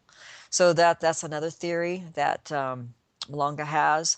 And in his one of his liberation techniques, one of the ways to stop the aliens from re-accessing us and re-abducting us, you must actually eliminate the copy. Because once there's a copy, that means they can always access you, because they have that frequency and that signature. So you have to basically destroy the copies so that they can't hack back in and re-abduct you, which is really interesting in and of itself. I mean, that's a whole Wow, complex thing, but couldn't. it Oh, that involves is military. got to be one of the best storylines for a movie for anyone listening. Yeah, in fact, I tell because you what. Malanga's work was actually done in a movie called 6 Days, and it was an Italian movie by Varo Clementini. I can't remember his full name, but he's an Italian filmmaker who did a movie based on Malanga's work, and it didn't get the big, it didn't hit the big cinema. I know in Italy it was, and he actually sold it to the U.S. so it should come out in English. But as far as I know, that movie hasn't come out yet. But it was a good movie based on Malanga's work, and some of his the movie was about what they call the parasitic and possession factor of some of these alien beings and what they do, which we go into that later in terms of the levels of interference. But yeah, Sure. it would be a good film. I mean, it's I really complex. I just need to make a clarification here because of semantics. Because for me, excuse me, in the information that I have shared, I'd say that my soul is whole and sanctified and untouchable by any of these aliens or any of these entities to do with control and manipulation. So, as far as I'm concerned, because a lot of people listening to this have read my material and are familiar with the information that I share. So, because you're saying that a soul is being taken out of a body and planted in another one, just for the sake of clarification, for me, that's what I call in my model that I present the traveling spirit, because a lot of people get that sort of confused. So for me, the soul for me is totally untouchable by them and sanctified, and I can't touch it. So what actually gets extracted, because I've had that experience as Oh, well, gets extracted out of me is what I call the aspect of me which is the spirit of the great arena of the universe, which okay. within the universe, within that great arena of the universe is what we call parallel universes.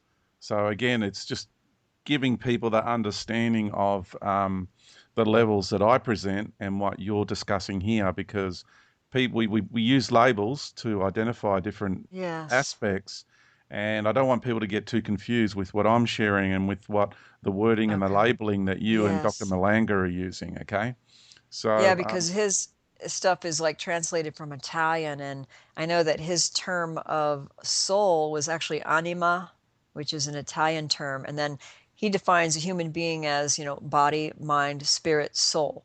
And then we work with the mind, spirit, soul components, which is like a trinity of components mm, in order to get the connection going. But in reality, we are all one. mm, And I guess the soul necessarily can't be taken, but it can, your container, right? Your mm, body can be accessed as long as there's an open doorway or part of or clone somewhere else, or Well, for me, the in-between section, if I was to totally use, line up his labeling with my labeling, I would say what he calls the first level of spirit for me is the astral body, okay. and then what he calls soul for me is the traveling spirit. So the soul is the more eternal, refined part that is in the what I call Yeah, the timeless realms. but it's also still uh, being able to be accessed by these energies. Whereas the soul, which is beyond the great void, which is beyond the great arena, is untouchable by these entities in my model. So I'm just want people to understand the different levels. It's just to give some clarification because I know a lot of the listeners are very familiar with what I share, and I Yeah. didn't want people to get confused when we talk about someone's soul being able to be extracted from your body, because that could be quite frightening when people think, but hang on, my Yes. soul is Yeah. sacred. How can these beings get Yeah. access to Okay. it? And we don't want to give these entities that much power. Well, I agree, and I know that in the Dr. Carla's Masquerade of Angels books, the Ted Rice case goes into how he remembered being extracted from his body and put into a clone through this weird liquid that he had to drink, this green fluorescent liquid that had the effect of making his astral whatever consciousness body, the etheric body, more easily malleable and transferred into a black box, which was then transferred into a clone. Mm, So some people have had memories where they feel that their, you know, I guess their astral body, their consciousness has been transferred from one body to the next. Like, for example, it'll be transferred from their human body to an alien body, and then they carry out activities as an alien on a ship mm, where their soul is literally in an alien body. mm. So it's interesting, what's being reported. Wow. I mean, crikey. Yeah. Yeah, I know a lot of the listeners, their minds are just boggling right now. They just it is. like, But the thing what? about the soul, though, I mean, part of our therapy, quote, liberation techniques is that we do have that aspect of us which is should be untouchable and all powerful and live beyond the temporal realms of being in past, present, future all at the same time. Mm, That part of us, when we get to that part of us, then the aliens can't follow us there because they are not of that essence. They don't have that power, which is why they want the soul energy. yeah. So truly, there's a place that we can access in, let's say, a regressive hypnosis and through visualization, where we access that part that they can't get to. And so when I work with people, I work with getting them beyond that place so that temporally those other beings are left behind and they can't interfere. And then we access the soul, the purest, highest part of us, directly to reconnect and then assess the situation from the greater perspective of the Brilliant. soul. Brilliant. That's exactly So what I'm about as well. We're all yeah, about yeah. So it self-empowerment. sounds like that was very experiential for you in an organic way where you didn't even have a map to understand. You just experienced this all and kind of figured it out, which is pretty amazing because it's like traversing a minefield blindfolded and without a map, and just gut instinct and soul instinct. Yeah, it was a very challenging lifetime that I've had. And what I want to share too is what these ETs are about, or just not just ETs. We're talking interdimensional beings, and we haven't got to them yet, but No. we're about to get to them. But what they want to do is control or get a touch of that soul energy, and they can't. So all they're doing is what programs and levels they can access, and what they're reading is on their level of reality the changes that take place, but they're desperately trying to get in touch with that flow of energy from that higher aspect, or what I would call Yes. the soul essence, Mhm. as it flows and interacts with the spirit level, with the astral level, with Yes. to use Yes. your labeling, the soul, your labeling, the soul level, the spirit, and down through the different levels. They're functioning on a level and they're seeing the changes happen, but they still can't get a hold of the energy flowing in to make those changes happen. They're just seeing the end result of the changes occurring on their level of reality, and they are so Yes. frustrated, and they are doing everything in their power to try and crack that, what I call the great void, but it's impregnable. Mm. They've tried for eons and epochs and eras of time to access that higher energy of not only the Yes. universe, but to access it through an individual person. I've said for Yes. years, Evie, that what they were doing inside of me, they were trying to crack the great void that is between my spirit of the great arena and my soul essence. They're trying to crack that inside of me to access. So gain access through the great void into the higher realms, and Yeah, they like try to do it piggyback. Yeah, because we access more life force than any other race in the universe. They've been exactly. trying to do that through us because we're the doorways or the portals to Mm-hmm. these higher Mm-hmm. realms. And this is what they've been insanely obsessed with. That's a Yeah, you really, have really big deal. yeah, you nailed it right there. Is we're like the batteries that give them the life because they're somehow missing that element, whether or not it's through their lack of self-realization or they are of a different level of existence, which I believe, based on my understanding of the Buddhist levels of existence, and I talked about that in the article, that, of these 6 levels of existence, the human level is the only one that can realize its divinity and become free from what they call samsara, or illusion of the duality, where we realize the true essence of who we are, which is really the all in all. We are divine in that way. And that Exactly. there's other levels, like even the gods levels, the demigods levels, the titans, the hungry ghosts, the demons. Those other levels cannot realize that in their current form of existence, in whatever body form realm of existence they are. So they're trying to basically hack into our level of existence to get some of the pie that they can't access in their form, I guess. Get a piece of the Put it pie. That's more, brilliant. yes, put it more simply. Yeah. The And good and stuff. that's the great con, but isn't it?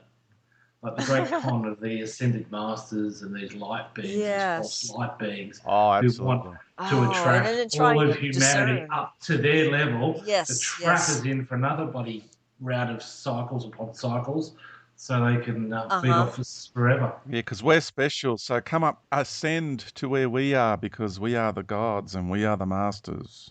Yeah. And they may live like thousands of years in their realm of existence and have incredible abilities and life forms, but they Technology. still are not necessarily more higher evolved spiritually in terms of their capability of realization.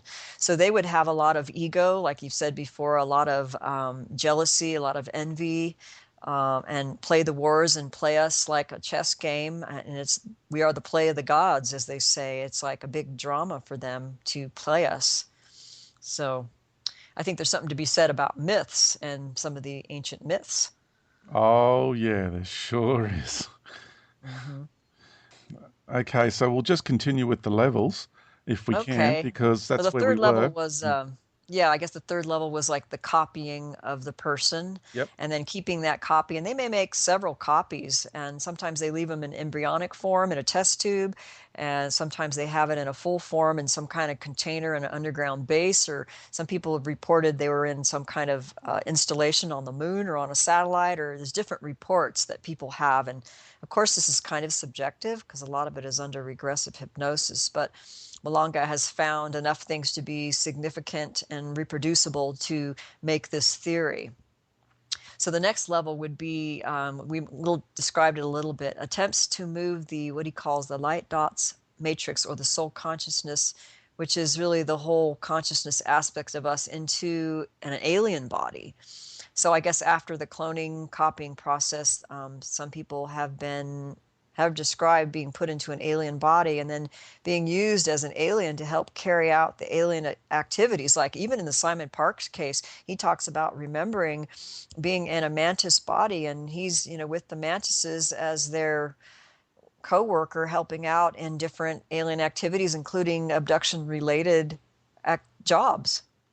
So there's an aspect of somehow they can transfer our consciousness once it's hooked up to the active alien memory in their system and basically be put right into an alien body. And then you carry out this job, which the active alien memory has in its program. So you just know, you might know advanced physics or how to run a ship or how to do some medical procedure. You just have that as like a mind file in the active alien memory, which is actually the alien essence that's been implanted in you, which is really amazing when you think Wow. about it. Yeah. It's kind of complex. Very So, complex because some people actually have those as their own memories of because they've incarnated from those races. So again, okay, it blurs the lines, doesn't it? And we need to yeah. find a way to distinguish between the two as well. Yeah, really, And really then, challenging, yeah, this and whole it's thing. based on, I just think that ultimately we have to realize our truest and deepest essence, Mm, which is our soul. And then that is up to each individual person, how deeply they realize that truth. And it's not external knowledge that can be told to you. You realize it. And then that really, to me, is the ultimate test, is that the deep realization, which comes through hard work and um, just searching within, spiritual practice, tuning into your heart, whatever works for mm. that person. So what's attempts to move the light dots matrix? What does I that mean? guess it's part of the aspect of the copying process after they put their body in these weird cylinder containers that vibrate really, really fast. And then it vibrates so fast that it ejects them out of the body like a, how out of the body experience, except Ah, you're okay. pulled out of your body and then put into this other body. And it's somehow done in a way where you could literally be put into another body temporarily and then carry out activities in that alien life form or in a cloned body for a period of time, and then it's put back in. In fact, in one of my interviews with Marit, who was the female Milab, who had an extraordinary memory and ability and tenacity above and beyond most people that I know, she remembered such an experience, and that one of the reasons why she believed that she was so psychic, had a natural psychic ability, was that when you get pulled out of your body over and over again like that, Hmm. I guess it awakens your extrasensory perception Mhm. of what reality is outside of the body, and Mm. that this is actually a side effect of a near-death experience as well. But if you have the equivalent of a near-death experience over and over and over and over, it makes you very psychic. And The that was residue. one of the reasons. Yeah. The So I residue thought of the that was interesting. experience remains. Yeah. So that was level Yeah. 4. Okay, level 5. We're just going to run through these levels We have to because, do it quickly. I know we don't. We already got our 2 hours in. Level oh, 5 that's was, fine. No, no, we're fine. We'll go oh, as long as we need to, as long as you're okay. willing Yeah, to because this go. is where it really gets Yep. interesting. Yep. Level 5 was what we call the incorporeal aliens, which are the bodyless aliens, which are made up of a type of light being that they call the lux being, which comes from our light universe. And then there's other dimensional beings, which we call the dark shadows, from a what he calls a bidimensional universe, which is like this other dark universe. And they will come in and parasite us and sometimes use a different alien form as the image that they're portraying. But in actuality, they're just like either a light dot or a black shadow. And so the light dot will show up as actually a ball of light that kind of moves around. It's kind of fuzzy, and it may enter the heart of someone, and it could act like a spirit guide, and it could zip around up and down the spine. It Well, could hang on, do hang on a different minute, hang on a minute. things. Because this brings Yeah. into question now orbs, this phenomenon Yeah. called all the Oh orbs, boy. right? So what's Yeah. what's up with that from your Well, perspective? I think orbs may be different. That the lux being is a particular type of light being parasite that Malanga says now is actually related to Lucifer, an emanation of Lucifer. So it's made up of light, but has a deceptive and parasitical nature. And that's just one of the, quote, parasite type beings that will parasite someone as a result of alien abduction or work through an alien form or different forms, like masquerading as different forms. But the black dot shadow ones, they're the more scary ones, or the ones that seem to be darker in terms of intention and the way they feel energetically. This is the one that they have showed up, what they call the six-fingered ones, which would be a type of, I think it's a Nordic appearance that has like a widow's peak hairline. And I have a picture, actually a drawing in this article, and they call it growl. And I don't know if that's an Italian name or why they call it that. So they called it the six-fingered ones, which carries on a type of Nordic appearance and may wear a Star of David figure Yeah, I've around its experienced neck, them. like Yep, a medallion. And yep. then the Horus Ra figure is actually Ra is the black dot or shadow bidimensional parasite being that will take on the Oris, or the chicken-like body of the ancient Egyptian Oris bird type of figure. So it takes that image, but it also takes the image of a snake or a serpent sometimes too. So there's actually different forms that they could manifest as. And this was a big question that I had for Dorka in this interview, like, wait a minute, where do the reptilians and the Dracos come in? Because I'm getting a lot of reports of, the lizard beings that are overshadowing someone, or they're involved in their, handlers. And they seem to think that these dark shadow beings actually host these lizard type beings, and it could be what they call the growl or the six-fingered ones. Okay. Hang on, because for you, you're talking like this is just normal for you everyday stuff. So, and it took me and it is for a us, year and right? a half to understand this, Yeah. because it was so complex. Okay, but what I want to pull you up on here, right, is, okay, just to get clarification for people, because this is momentous, what we are about to clarify for people. What you have just said, I'm going to paraphrase, or, explain this in another way, but correct me if I'm wrong.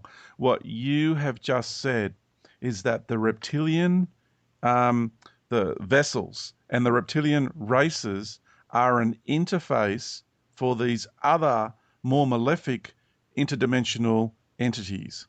Yes, that's it. Yes. Wow. And I think, just like humans, my sense is, does that mean every single one of them is taken over by one of these shadow parasite entities? And, you'd have to assess that on your own. And it's based on the behaviors and intentions and activities of these beings, and how they're interacting with you. And this is why, of course, I wrote my book, in a real simplistic way, to say, okay, if they're, let's say, of a darker nature, one of the most simple things that they're going to do is try to parasite off your life force energy, your sexual energy, your kundalini energy, in some way that it's going to have a particular effect in your life and in your relationships and in your dreams and in your alien abduction experiences or whatever. They have a signature. So I try to make this simple so that, you could detect the energy of one of these shadow beings, for example, or detect the energy of the looks being and how they feel and how they interact and how they hide behind certain alien forms. And these things have come up in my sessions with people later, which are absolutely amazing. And I think it tied into something that we talked about in an earlier interview that had to do with the kundalini and the spine, and how this ball of light energy in this particular experience of somebody that I worked with, the ball of energy was literally taken out by what she called the looks man, who was a man who had a different image than the looks white ball of light, but he was responsible for taking out and putting in these balls of light, which would live within the spine and move up and down the spine to feed off that life force energy. And so it was one of these things that they did in an abduction. So this is correlation, Eevee, with what I've written in the book, where I actually labeled those spheres of light, which is, to me, it's that connection of the vortex point from the chakra into the kundalini, which also creates those spheres of light. And I've said that these interdimensional entities and these God entities, they pluck those spheres of light and they feed off the energy from these spheres of light. And it's like food of the gods. Food of the gods is what I've labeled it. And they eat it like picking fruit off a tree for us. And this is what they feed off us. So you independently have come across this information and experienced it for yourself, like with your clients. In your research, that there are spheres of light that have been in the spinal column, that beings pull them out and feed off the energy from spheres of light in our spinal columns. Yeah, and also like in people's experiences where we take them back in a regressive liberation technique, we call it, sometimes that they perceive this ball of light as, being in their heart or behind their heart, or sometimes it like moves around because it's trying to hide. It doesn't want to be detected, to be removed from, it's like an exorcism basically, but we're just using a different technique to remove this parasitical being that's feeding off of them. And sometimes it's hard to tell whether or not this light being is a good spirit guide, because it acts as a spirit guide and it will, tell you telepathic messages and stuff. So you just have to imagine, in the early days of contactees and alien abductions, you have to really reassess what people were saying when they were hearing, spirit messages from these beings and how they were interacting with them, and really take a second look at what's really happening. And Wow. just have to, a better diagnostic procedure. Because what I want to say, that old saying again, that it's a fantastic saying, as above, so below. So as we have here on the earthly plane, people that can be, possessed, taken over, I suppose, connected into by these parasitic entities, so Yes. too are alien races. They are possessed by other entities from other dimensions as well. So I Yeah, just want to yeah. make that correlation there, that what we experience on this level is a result of what happens out there in the cosmic arena, in the great arena on this level, because you got to realize that aliens too get possessed by interdimensional entities. It's not just human beings. Oh yes, oh yes. And I think that's what I think some of what Steve Richards talks about in the holographic kinetics. We talked about, he kept coming across the winged serpent kinds Yeah. of entities, which I think are very similar to what we called the Horus Ra figure, and also the Draco slash reptilian kind of entity, although they're two distinct entities. The Draco in particular are much more nasty and more powerful. And I asked Dorca in the interview, I said, wait a minute, is that where the Draco come in? Maybe the Draco is actually the Horus Ra figure, which will have kind of like the chicken-like body. And I have several sketches of that entity. And they have these like weird, funny things on their shoulders that look like hooks where maybe wings might have been. So there's a certain way that they can appear to people Hmm. that look like, fallen angels with these weird little wing-like thingies that are on their shoulders, and this weird kind of cape thing that comes out, and very interesting appearance. But they can shapeshift, so you always have to be mindful that they can change their form and use different forms. So Magnificent stuff. That's a paradigm breaker for people to realize that aliens too, extraterrestrials too, can be possessed by interdimensional beings. That's a paradigm breaker. I just can't emphasize how important that concept is to grasp.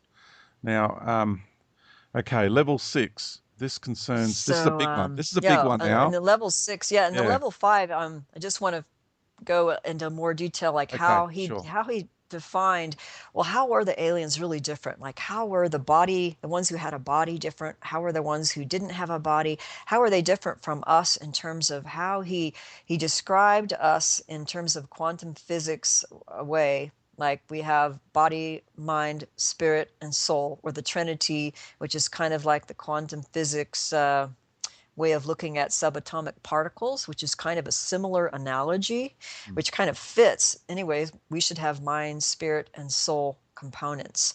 mm, But some of the aliens that they discovered later through many regressions and questioning the entities that were within people, um, that they only had, let's say, a mind component, or maybe a mind and a spirit component, but they didn't have the soul component.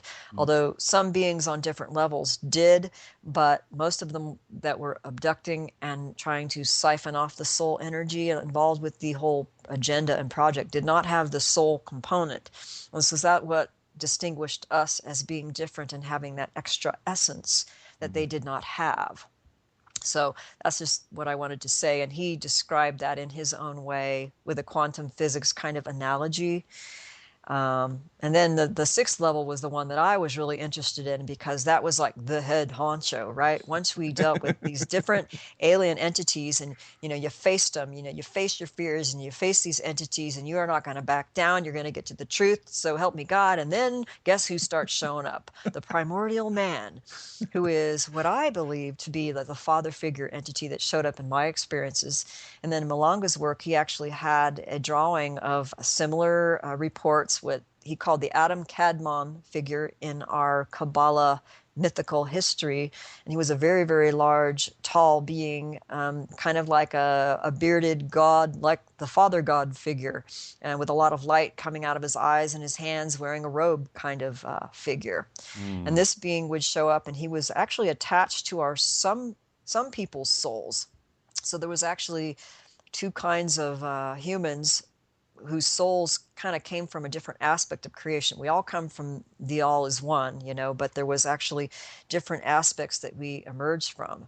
And so half of us actually had our souls combined and came from the primordial man, Adam Kadmon figure, whereas others didn't have that kind of attachment. So that when he did these regressions and eliminated, let's say, the corporeal aliens and the ones without a body, like the shadow beings, then the final step was removing us from the connection with the primordial man. And he would have the effect of making us believe he was our father figure and that he loved us and wanted to be with us, but he would keep us recycling back and forth to earth, and like we'd never become free of him. So it was kind of acting like a cage to our soul. And this was, how Malanga described it, even though some people had very emotional reactions with the primordial man when he was being released, that, but they loved him, but he's my father God, he's my beloved, he's my caretaker, my soul came from him. Yep. And yes, that can be true, because even in my experience, I realized my soul came from him.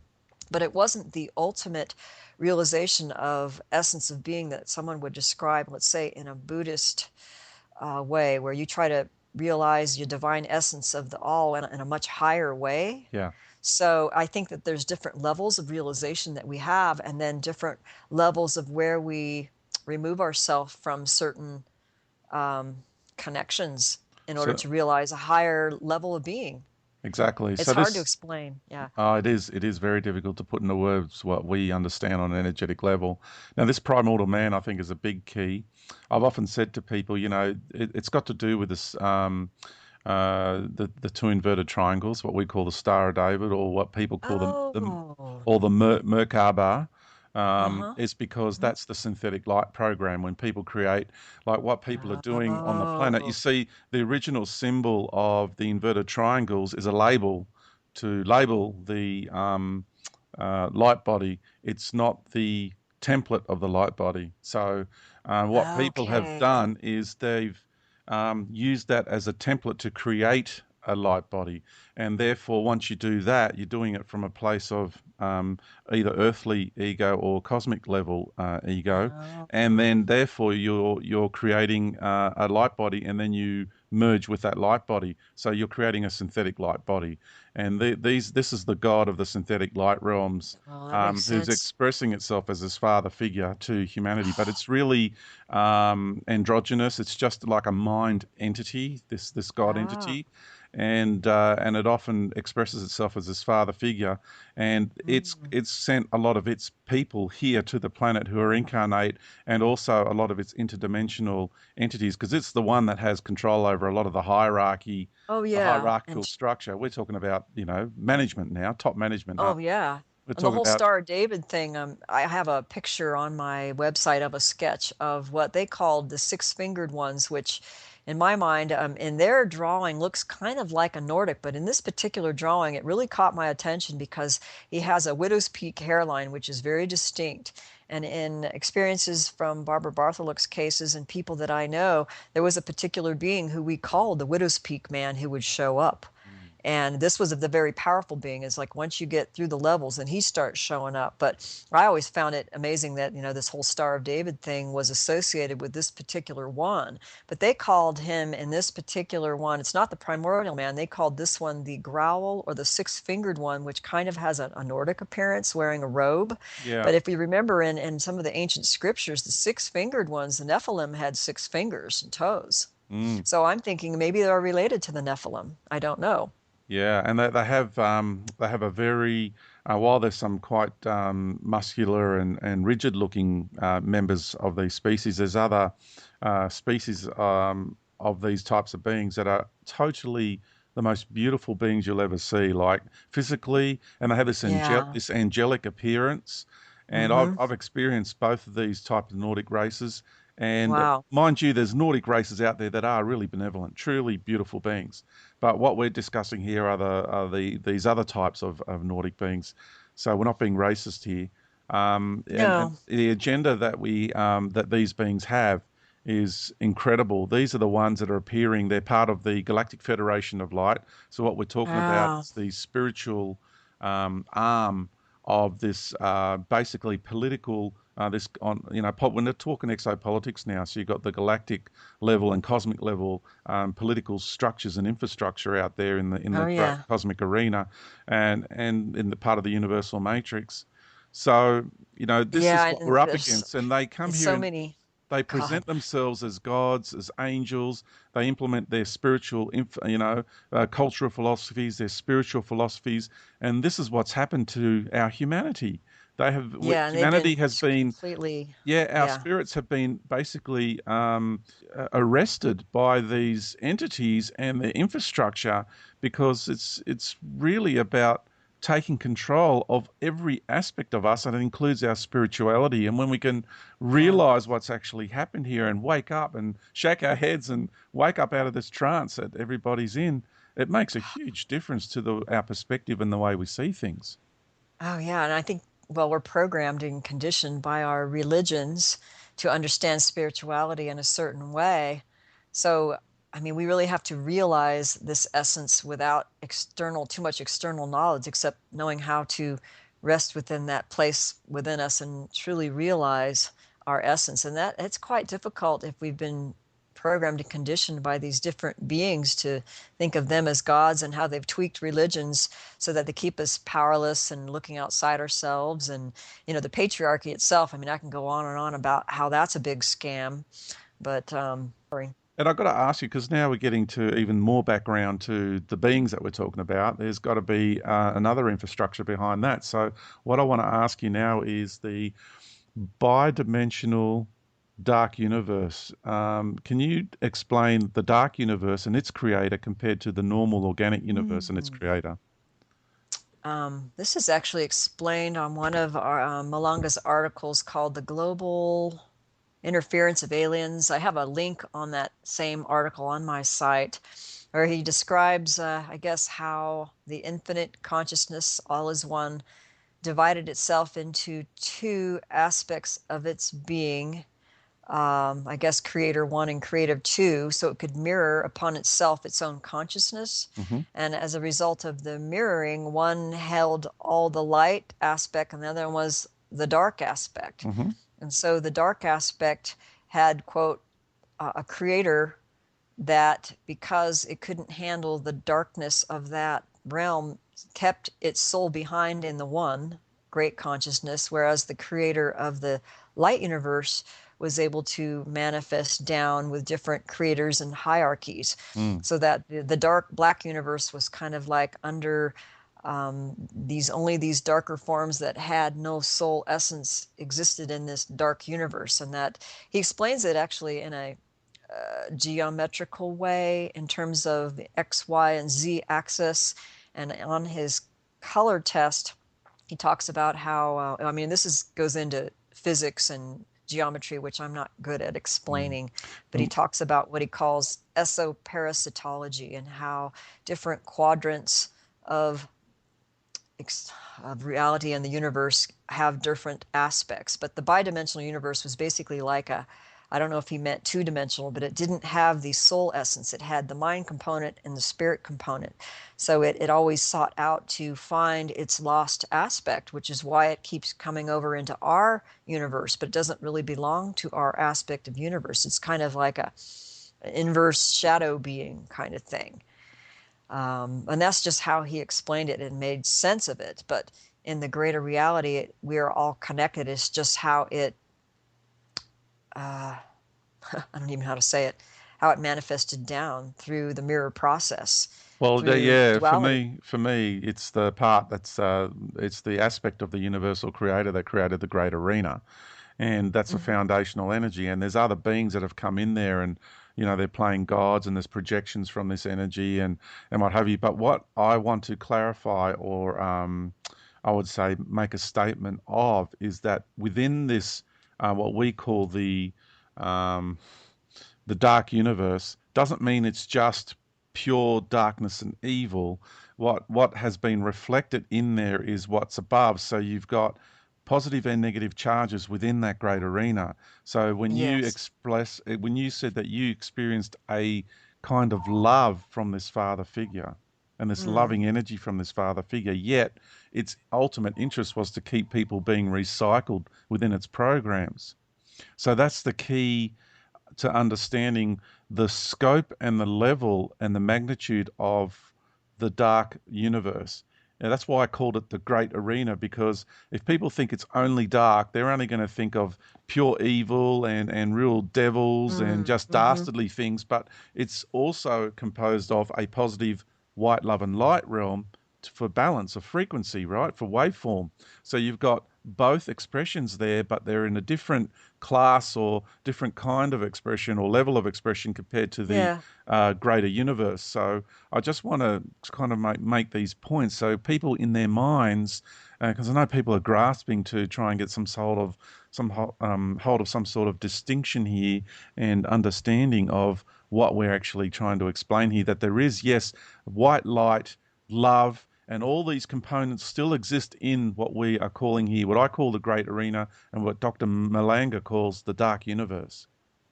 Well, it's all part of the all is one, but it's divided into different aspects of itself. And I guess you'd have to have a non-duality consciousness experience on higher and higher levels to understand how this is playing out. So it does get complex because it gets to the point where our rational minds cannot really have a difficulty comprehending. Although he actually wrote 3 articles called Genesis 1, 2, and 3 in Italian. The first one's in English, and we're still waiting on the translations of 2 and 3. And those are referenced in this article that I'm taking a lot of this information from that's on my site. But one of the aspects of the Adam Kadmon figure and the primordial man was that when the greater consciousness of all split itself off and mirrored itself into creator 1, creator 2, and from there and below there, like the primordial man, the good Father God was part of this. But in his theory, he somehow made the theory that the primordial man did not want to experience death, and so created us to experience death for him through us. So in other words, he's in a realm of existence where he did not want to die, refused to die, and so created us to experience death and this whole recyclement process so that he wouldn't have to. It sounds very simplistic, but there's something to that. And even in the level of what the Buddhists call the God realms and the demigods and the Titans, that they do not want to experience death of ego. They have this big thing about not wanting to die and not wanting to be incarnated on another realm of existence where they can't enjoy what they enjoy in that realm. So in our entire evolutionary process, what's happening is that humans actually are more evolved in our ability to realize divinity, whereas these other beings actually don't want to take that step of losing ego or going through the death of ego process to ultimately realize there is no death, right? There is only eternal life. And this blows the doors off the concept and the notion that only Earth humans have egos and everybody else out there does not. I mean, you wouldn't have God entities soliciting worship from an entire race if it didn't have an ego. I mean, we really got to get a grip on the reality of things here, Extraterrestrials have ego, Pleiadians have egos, Syrians have egos, all these beautiful Nordic races and angelic entities that people are talking to and connecting with and channeling, they have egos. You got to come to terms with reality, people, and realize the scope and magnitude of what we're talking about, as above, so below. Continue to always use that metaphor because it's going to help you to unlock. It's a key. That metaphor is a key to unlocking so many doors and realizing so many answers to your questions when you want to grasp the construct and get a handle on the feel of the way life is structured in this universe.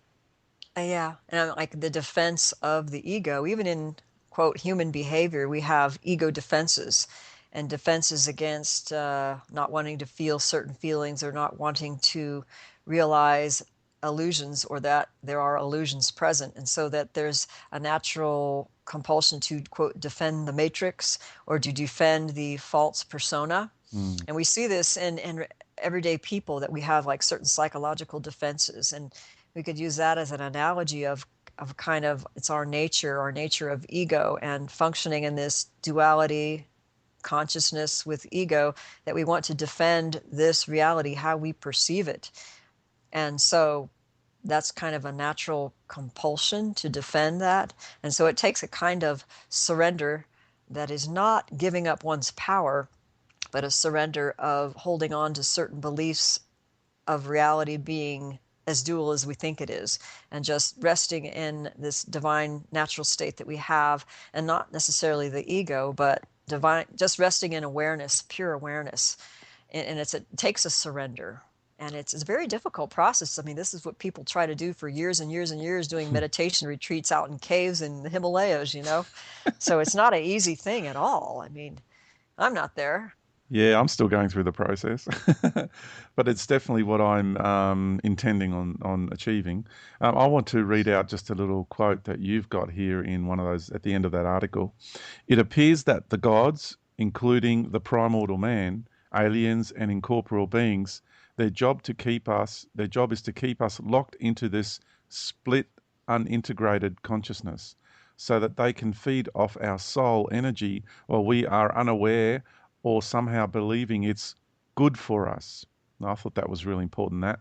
And in a life of abductions by aliens, we are in an enslaved state to continue recycling while they feed off our souls. Once we integrate our mind, soul, and spirit consciousness, then we also enter a new kind of battle with these beings who keep trying to re-access the abductee into their agenda. This can happen with physical abductions or be more subtle, like in dreams, astrally, or through channeled material that tries to lure us into worshipping them. So that, for me, encapsulates so much of what we're about and what we've been talking about. Can you elaborate on any of those points just a little bit further, so people can further understand what the message is that you're trying to share here? Because I think it's integral. It's amazing, because on one hand, we perceive our experience as, when we want to awaken, let's say if you're an abductee, or even if you're not, and you want to realize more about reality, spiritual realities, or the truth of your experiences, you experience as if you're going through a gauntlet of spiritual warfare and disruptions and things coming at you to prevent that process. And it's an obvious thing when you wake up to it. It's like, okay, well, there's obviously spiritual warfare going on. Okay, I mean, this is quite clear that there's an opposing force that wants to prevent consciousness expansion and awareness. Exactly. And we're still on the level of duality there. But if we could work out more and more, let's say, working on our own issues of healing those wounds inside of us that leave us vulnerable to being attacked and triggered all the time. So if we can heal those wounds and generate more and more self-compassion and integration and wholeness, we become more resilient to these forces of disruption. But there still seems to be a level of a higher level of a battle. And I guess it really depends on the person's level of realization, how we deal with that, and how that no longer becomes a war, that it somehow falls away and dissolves. Like in the story of the Buddha, he had many arrows being shot at him from Mara, or illusion, and he actually transmuted all those arrows into flowers. And how once a consciousness is so lucid and so realized, those things just fall away, and that you actually have control over that, because you realize that it's parts of you. Although I'm not there yet, I still think there's a very real war going on this planet, in this particular realm, that's very real, and that we cannot deny it and try to jump into a lot of New Age ideologies will jump into what they call blaming the victim and victimology, and saying, well, this is happening to you because you're being negative, or you're holding on to your anger, or you haven't forgiven someone, or you're spiritually retarded, or whatever. Yeah. And it's not quite true. It's not a Newtonian physics way of understanding reality. There are special cases, and there maybe is that thing called karma, but You don't know until you truly realize it. And so that's where it's up to each individual to truly be honest with themselves, to suspend beliefs and go into the deep realization of the true essence of your being. There's no other way, really. Hmm.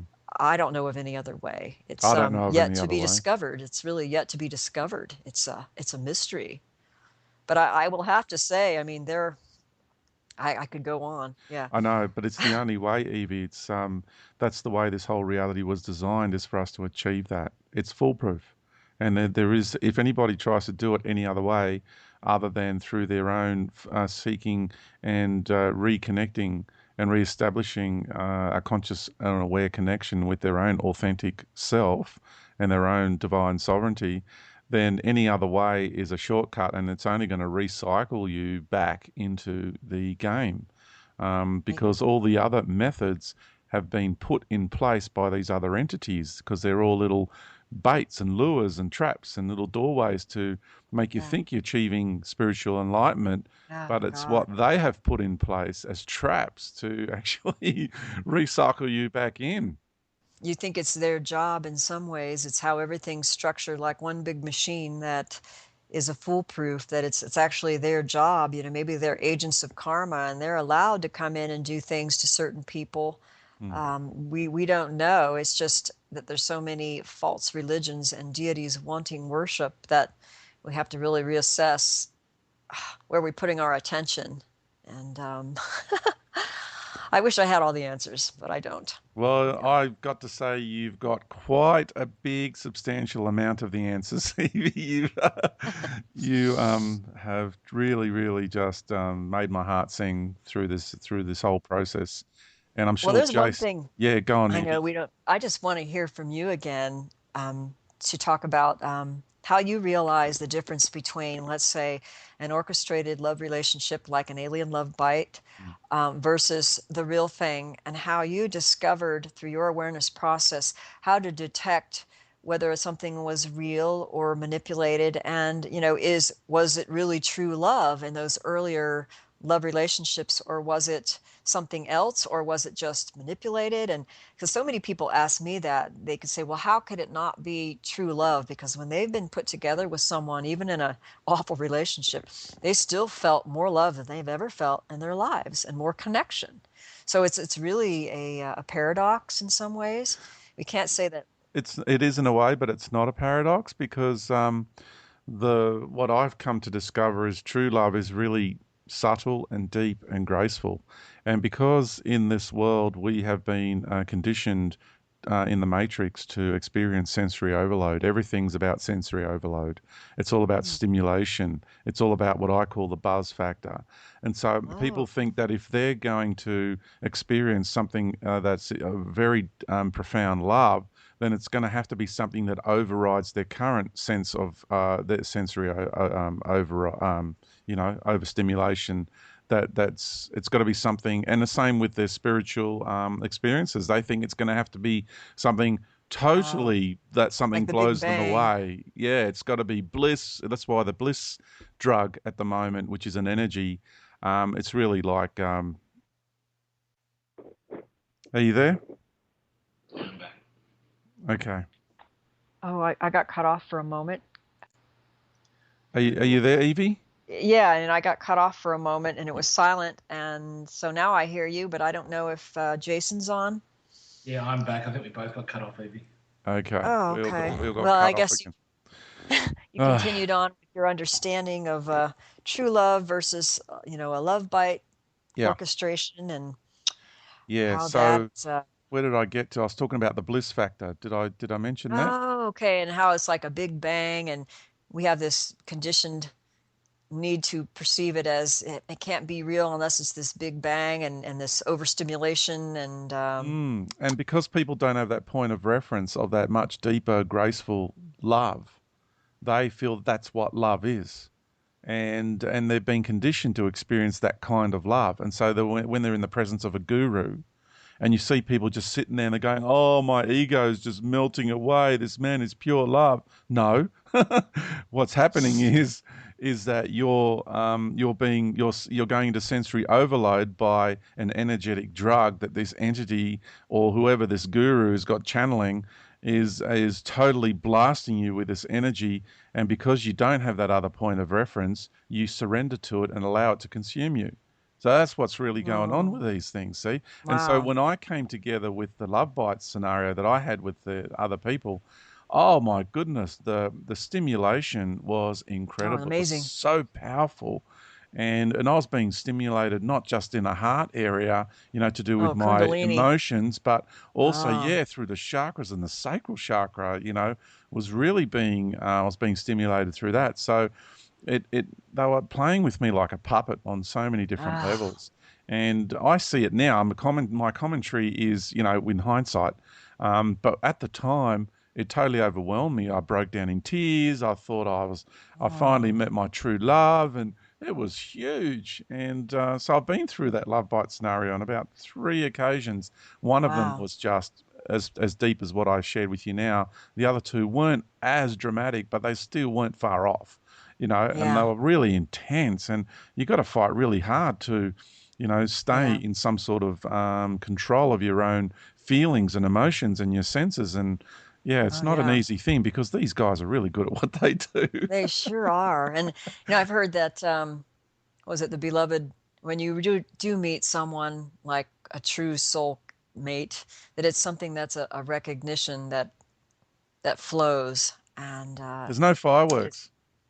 See, yeah. it's very subtle and very graceful, and it's just a simple matter of fact of it just is.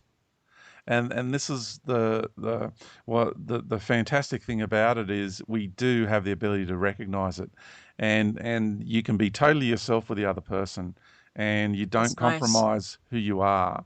You've got to be Hmm. totally authentic and just be who you are and then the other person just compliments you, and that's my what's been my experience with that. But with the other ones, it's totally sensory stimulation and sensory overload, Yeah, and yeah. you think you're in love with that person, and you might even have quite a few things in common, but you'll realize just how much you don't have in common over time. Wow. And So in yours, did you get the past life memories that went along with that? And did you mm, think that they were contrived or were they real? some of them were real because the reason we came together in such an intense way that we did, because see, these entities are not creators; they can only manipulate what's already there. That's another key Oh, factor to understanding how all these entities and interdimensional God entities and beings actually function. They're not creator gods. They are in a sense, but they can't create, um, you know, as in really create organic memories and organic love. So what they ah, can do though is manipulate what's already there. So I had, okay. let's say, a relationship with that person in a previous life, and we came together to sort out our karma, but they Okay. took total advantage of that situation, if that makes sense. Wow. Yeah. Well, that okay. Because sometimes they'll show you visions that they appear like past life memories, but there's not a deep realization factor to them. Mm. It's just like being presented visions and being made to believe that this is a past life thing.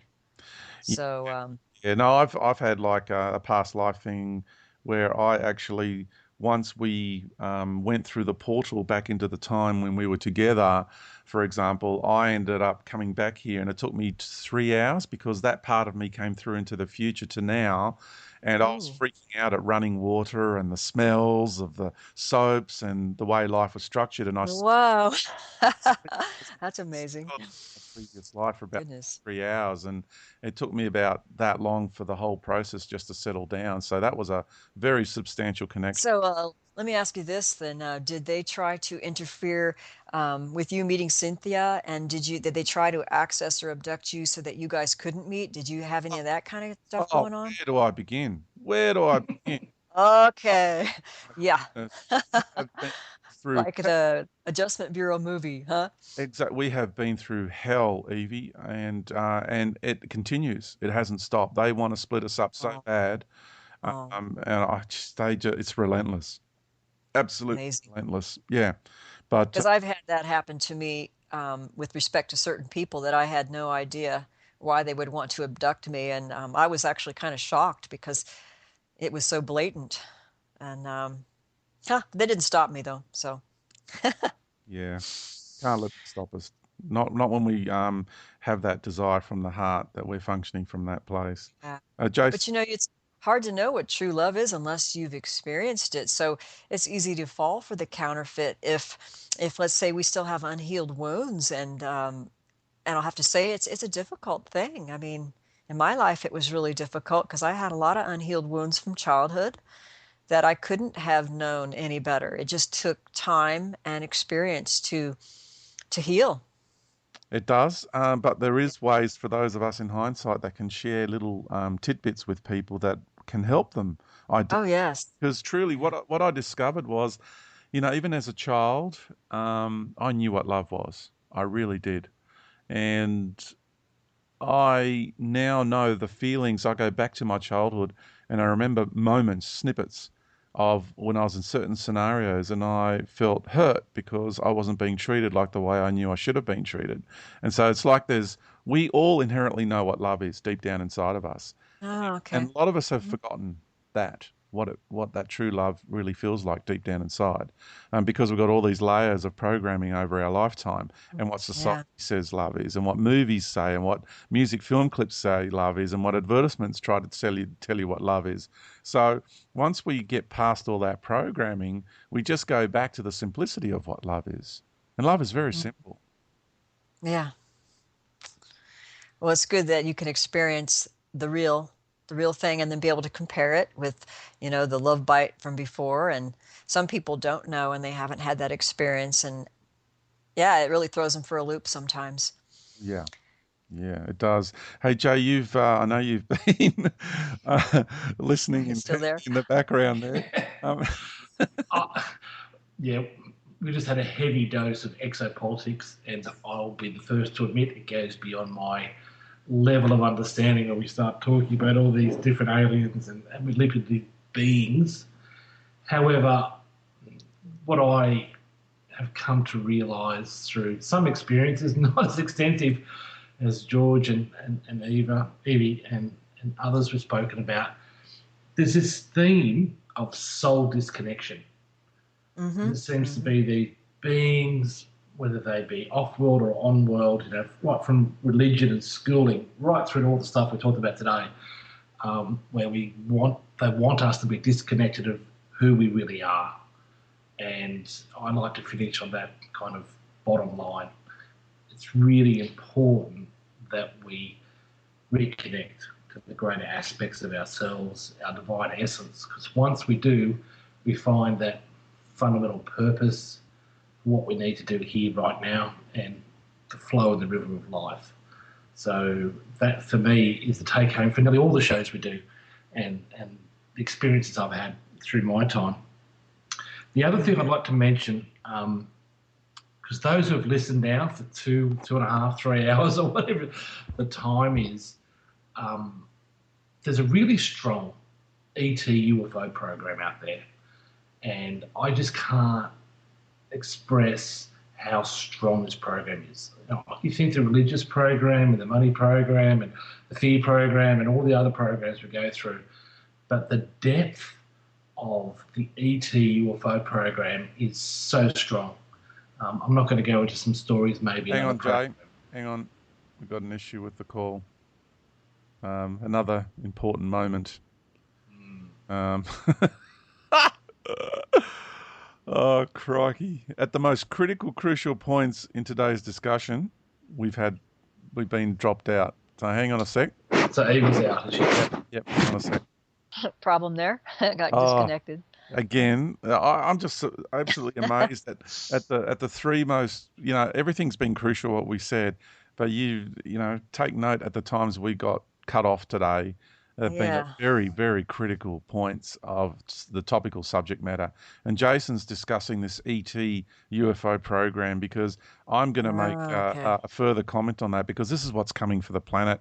We're in the middle of the program. It's currently being implemented, but when it goes into the public arena, they're going to make sure that it never fails for them. That'll be their thing. They're maneuvering all the chess pieces behind the scenes at the moment to put everything into place so they can implement this program. So I just want, Jason, Wow. keep going with what you're going, because I think the three of us need to discuss this. If you've just got a few more minutes, Eevee, I know it's been a long interview, but if you can just hang with us with a few more minutes, because this is a very, very key subject for all the listeners to have someone of your caliber and understanding of the greater program and the alien agenda, and someone of me who's experienced so much and also understands the alien agenda to a great degree, and Jason too, who he really does understand this alien agenda, whether he wants to admit it or not.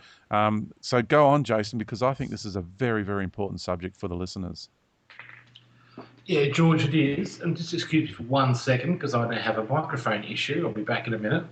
Oh, it sounds good. Interesting. It's funny because I unplugged my phone and it rang. That's really strange. What? This is well, the whole thing's about the alien agenda. I think that's the name of our show, the alien agenda, and they show it to us right now. Yep. When are we starting, George, or we're already back on? Yeah, I'm recording again, so go for it, Jay. So we're back again after being cut off for the fourth time, discussing ETs and UFOs and the program that we're going to discuss a little bit further now. I'll start it off because I can come from a personal 3D perspective, kind of a real life experience that happens to me, and then Eevee and George can maybe explain the bigger concepts. But I work in a commercial environment, successful companies, corporate background, and someone who's very close to me and interacts with me nearly on a daily basis is interested in the subject matter. He's not into it, and he talks it. It's just my philosophy, and it's what I like to explore the depths of life. And it's true. It's all I'm really doing. And when I sat down with him one day, he said to me, Jace, I kind of understand everything you're saying, and I'm interested right up to the point where you start talking about UFOs and aliens. And then I switch off. But it's worse than switching off, Jason. I now dispel everything you've said beforehand automatically. And I know it's irrational to say that, but I dispel everything.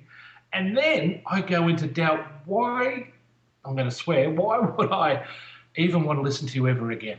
Why would I have anything you ever said to me? Oh, boy. And as he's saying that, I'm saying, you listening to yourself here? And he goes, yeah, wow. I said, there's the ET program. There's the UFO program. Like, you know me, you've known me for years intimately, and here you are telling me I'm full of shit because I'm talking about aliens. Everything I've ever said. And, that was a moment for me when I understood that, should I hide myself away from this aspect of my understanding and learnings about the alien agenda and how they're taking away our power and disconnecting us from who we truly are? Or do I just say, bugger it, I'm going to speak out and I'm going to get onto the show with George and talk about the weirdest, Laura Lee calls it really weird shit rather than super weird radio. And I think she's pretty on the money. So I just want to emphasise the power of this ET UFO program that's going on. And I'll hand it over to you, Eevee, to discuss what you think about it. Yeah, that's a big one, all right. I mean, it seems like there's a spiritual thing that happens on a subtle level that switches people off or triggers them to throw the baby out with the bathwater and reject you almost violently, because that's happened to me also. But there's also something that's happened more recent in our, quote, UFO history, which has to do with what they call the CIA Robertson Panel of 1952, which was basically a decision that was made to ridicule UFO witnesses and to have a way of perceiving the phenomenon, and controlled on all different levels of society by the CIA and other societies, so that when we have an experience or discuss it with someone, it's already going to be perceived in this covert no-talk rule, ridicule kind of manner. So people are programmed not only on a recent level with respect to what the CIA Robertson's panel, but also I think on a spiritual level. And I've had people report to me that even within the context of, let's say, a love bite orchestrated relationship where they literally, this is really strange, but it's like in the Matrix movie. It's like, let's say, a partner that they're with, they may have feelings for them and they're feeling good about it. And then all of a sudden, it's like a glaze comes over the other person's eyes and they say something and act out of character, like something literally takes them over to shift the emotional tone of something that's pleasant and good and harmonious into something that's rejecting and hurtful, as if something just temporarily literally took them over. And it's like something jumps into them and controls their behavior and they act like automatons, and then later they don't even remember having said or done or acted in such a way. And this has been reported to me numerous times by people. And it's like in the Matrix movie. It's like some people, they have this running program that they can't perceive reality. It's too much cognitive dissonance, or they have a literal program inside them that's still operative to reject outright anything without investigation. And it's very illogical, very illogical. It is illogical. And what I say, it's Mr. Smith. If anyone's familiar with the Matrix movies, Mr. Smith takes over that person.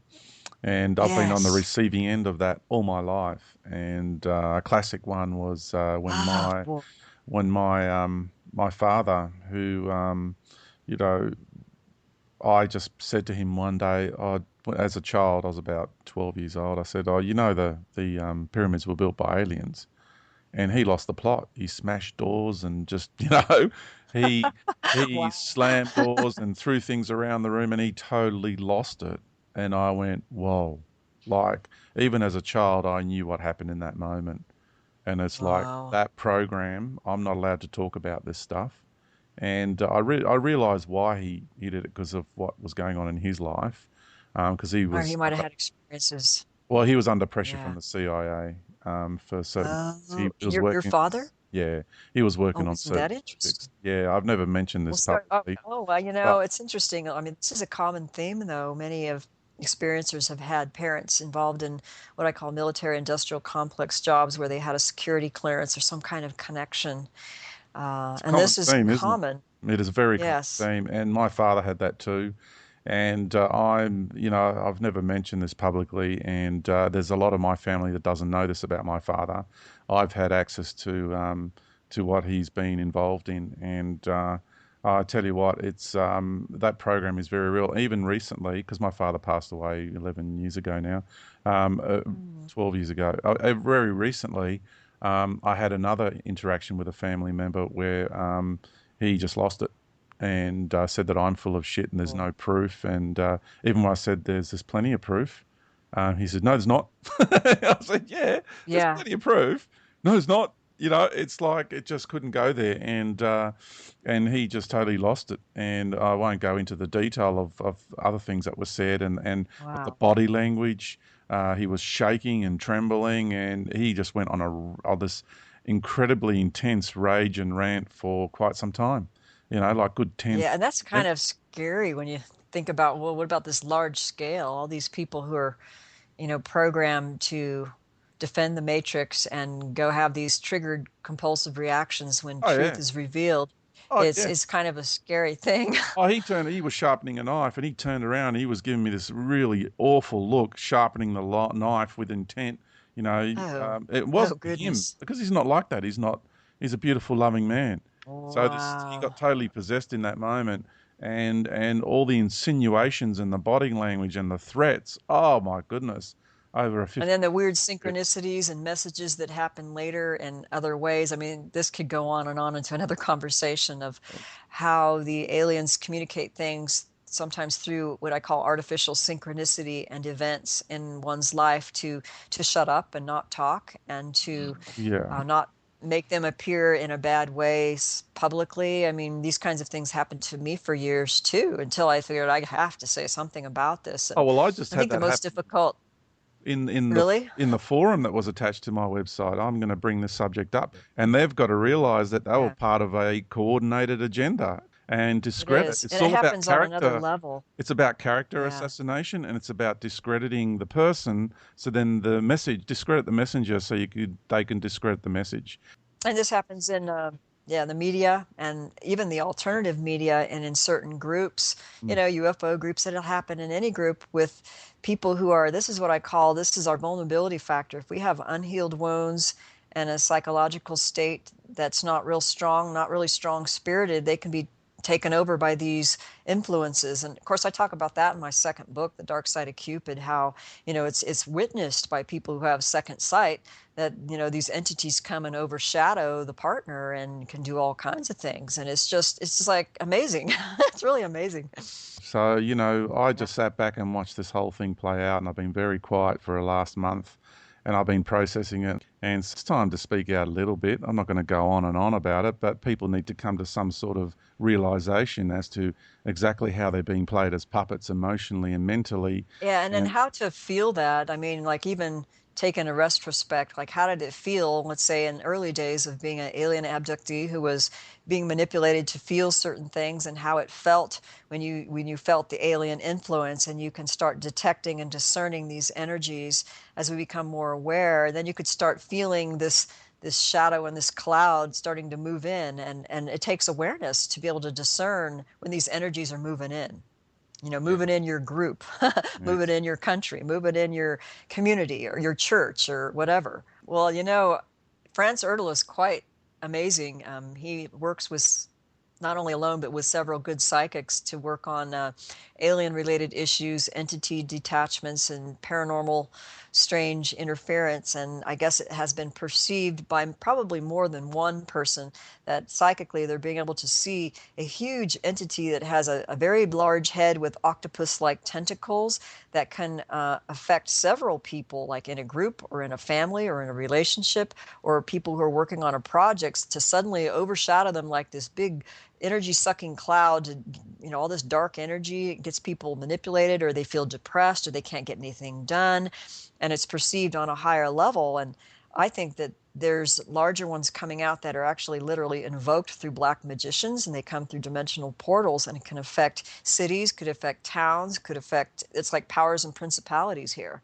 So this is something that you can deal with if you know what it is and to recognize that it's real. And sometimes you could feel suddenly all doubtful and depressed and have these suicidal thoughts and feel all crappy about yourself and your life, and then it goes away after 1 or 2 days and you wonder what happened, and then you find out, you call your friends or your family and they all had it at the same time too. exactly. So it calls you to question that there's these things going on. And I've noticed that they do happen around full moons and ritual dates, that when they start, I guess these other black magicians, whatever, when they do their rituals, they call in these entities and you could sense it when these rituals happen and tune into that. So But it's good to protect. just imagine how the energies of around the solstice were manipulated and were used to as a coordinated attack on so many speakers on the planet. It was amazing how many were attacked around that time and straight after. Wow. Yeah, and it's just have to be able to feel that and know how to defend against it. And Mm. that's the biggest challenge. Is I think the challenge for me is, even though on the radio and people, I talk to people across the country or across the world through internet and Skype and telephone. I have my support group that way, but in terms of local support, I only have very few individuals locally that I can kind of be who I am with without getting a triggered reaction like Jason talked about. And it's something that you have to tread lightly around people who are not quite aware or ready for it. It's sad because we really need to have more community support and community connection about this issue, because if the grid does go out and with all these earth changes and the planned economic collapse and things in this country and in the US in particular, we're on the verge of God knows what, you know? So we really do have a need for local community networking, Mm. and just to be able to speak the truth and to do it honestly. And it's a challenge, I And have to people need say. to It stop is. giving their power away. That's the most important thing. Yeah. It's an issue of subservience, deep-seated subconscious issue of subservience is the way I've discovered. Anyway, that's the wisdom that I've gained through all of this. And when Yeah. we can A lot of address that, programming. when we can address that program within ourselves, this program of subservience, because this whole alien agenda, all these God entities, It is subservience. They program us with subservience because they're our creators, apparently. That's the way they want us to see it, that they created us and that we are subservient to them. And when we can get past that and know that we are infinite and eternal, that we've never been created. We've never been created by anyone or anything. We've always existed and we always will exist because we are infinite and eternal. And we're all part of the all together. It's if I can share one of my quotes, I'll just quickly look for it if I can. You keep talking and I'll just get back to it in a moment. I'll tell you one thing. Yeah, I mean, that's a big thing. If we could ever get Dr. Malanga and George together, I'd like to be a fly on the wall because I think that'd be an amazing conversation. Well, I'd love to. Yeah, I would love to get him. He doesn't speak English as fluently as one of his colleagues, like Dorika Manu will speak fluently. That's who I interviewed through Malanga. And she would be great to have on a show to speak more about the things that they've discovered working with people, because she works with people privately with sessions. And there are people actually in, I don't know what to say. There's somebody in Australia who actually is very knowledgeable, but I don't think he would want to have public exposure at this time. But I don't know. I mean, there were so many things that we were discussing recently about a friend of mine got in a car accident like the other day, and she was very shocked that it happened the way it did, and she felt like it was an orchestrated attack upon her by a particular alien that was starting to come back into her life again, and she was really shocked. And one of the psychic messages that she got, or that was an insight, and I can't say that this is absolutely true, it's her perception, but what she said was kind of alarming, and she said that this was an unauthorized attack on the light from the dark ETs or the dark side. That what had happened to her was an unauthorized attack, and it kind of led me to think that there's an escalation in these kinds of attacks happening to such an extent. I was told by someone recently that there was at least 2 cases, one in Europe and one maybe in Australia, I don't know, of cars like trying to crash into a particular person who was going to get a regression with one of Malanga's methods. They were going to get like a hypnotic session, and a car came out of nowhere to crash into the person so they couldn't go to their appointment. Wow. But the car that crashed into him had no driver. Wow. This happened in 2 cases. The cars with no drivers just suddenly going off and trying to crash into these people like they're directed by some weird, remote control. Wow. But this has been reported in at least 2 cases now just recently. So it just calls into question that there are battles going on different levels to prevent awareness and to prevent our freedom of realizing our true nature so that we can turn around and tap into that soul essence to, stand in our power. Yeah, they're getting frantic now because we're right on the precipice of making it happen. And the quote that I have is, "Only your true heart can understand how we have never been created, that we have always existed and are one with God, yet individual at the same time." That's a good one. Yeah. It sounds like a what do they call it? Dzogchen, or perfect. They call it the great perfection in Buddhism. Right. Those kinds of realizations that is a true realization of being, that we weren't created in the essence of our being. We always were, and we actually created all that we experience ultimately. Exactly. But I'm not there yet, but ultimately we're on the precipice. We are all on the precipice. It's so close. And I just wanted to say that this alien agenda, we kind of stemmed off from that just quickly, is that, the agenda has been in place for some time. They're working behind the scenes.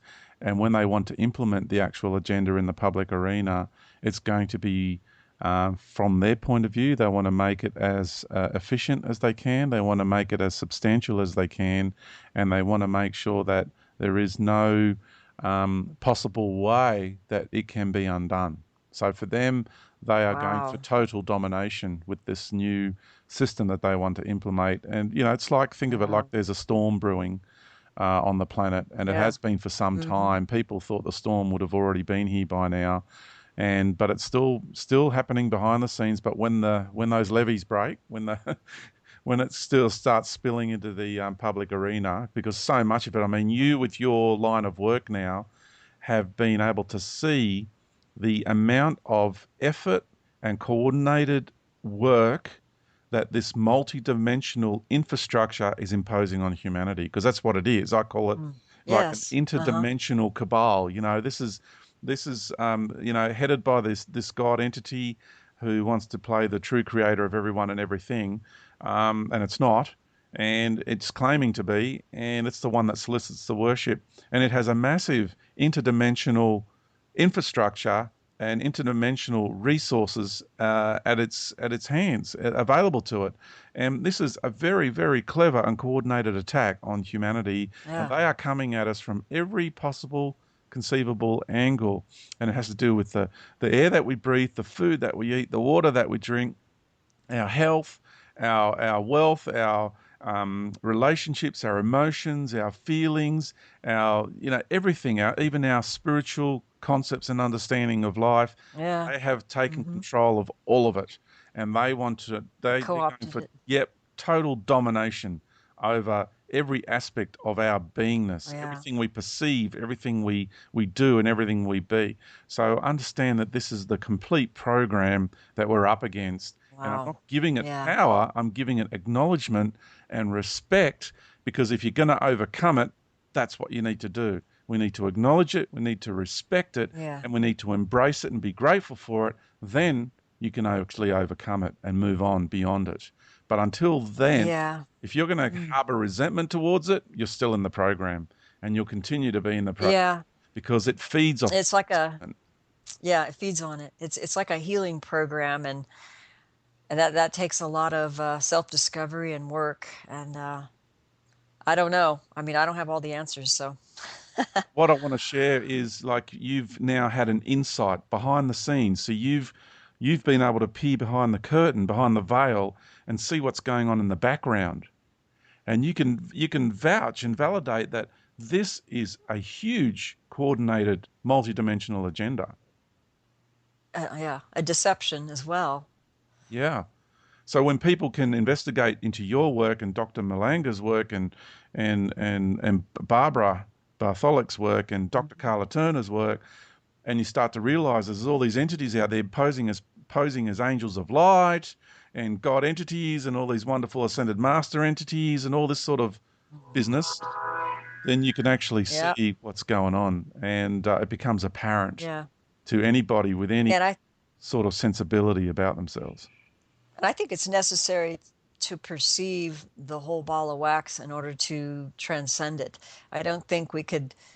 I'm not of the persuasion that says, well, if you only focus on the light and all the positive stuff and the law of attraction, it'll all go away. And I'm not so convinced that that's true. I think we have to be like a compassionate mother with her child, that if her child has an issue that's a dark issue, you have to embrace it with love and compassion so that that can be transmuted and healed. You can't just say, oh, it doesn't hurt. Don't focus on the thing that hurts. Just look at the light and forget about it. That doesn't work. That's cruel, actually.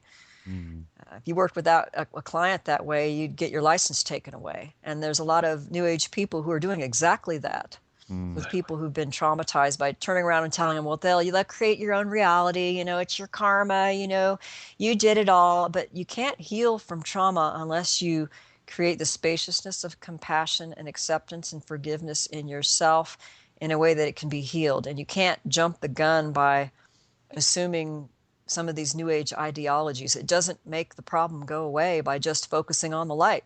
Yeah, it just masks it over. I remember the movie called The Yeah. Bug's Life. I don't know if you've seen The Bug's Life. It's an old movie, and these bugs are flying along, and then there's one of those lights, those zapping lights, and this one bug's going, "Oh, it's so beautiful," and the other bug is going, "Don't look at the light, don't look at it. It's not what you think. Don't look at it." And the other one's going, That's "Oh, funny. it's so beautiful," and then it flies into that light and gets zapped and gets burnt, and incinerated. Bug And zapper. it was Yeah. such a metaphor, such a big message right there in just one little part of a kid's movie. But it stuck out to me, and that's what's going on here. Beware that kind of Yeah. light, because it's not what you think it is. Yeah. That's true. Yeah. Well, Well, I Feels think like we're probably about finished, or yeah, it if does I feel could like that. give Yeah. another plug for my website and Sure. just say go to eeveelorgan.com and you could read all about my articles, Malanga's work, the big heads, the books. I have a lot of material. So You do, and it's fantastic. Some really, really substantial material. And thank you so much, Eevee. thank you. I'll just let Jason have some closing words as well. What would you like to sign off with, Jason, from this fantastic discussion? I'm going to say this is the Breakthrough Super Woo program.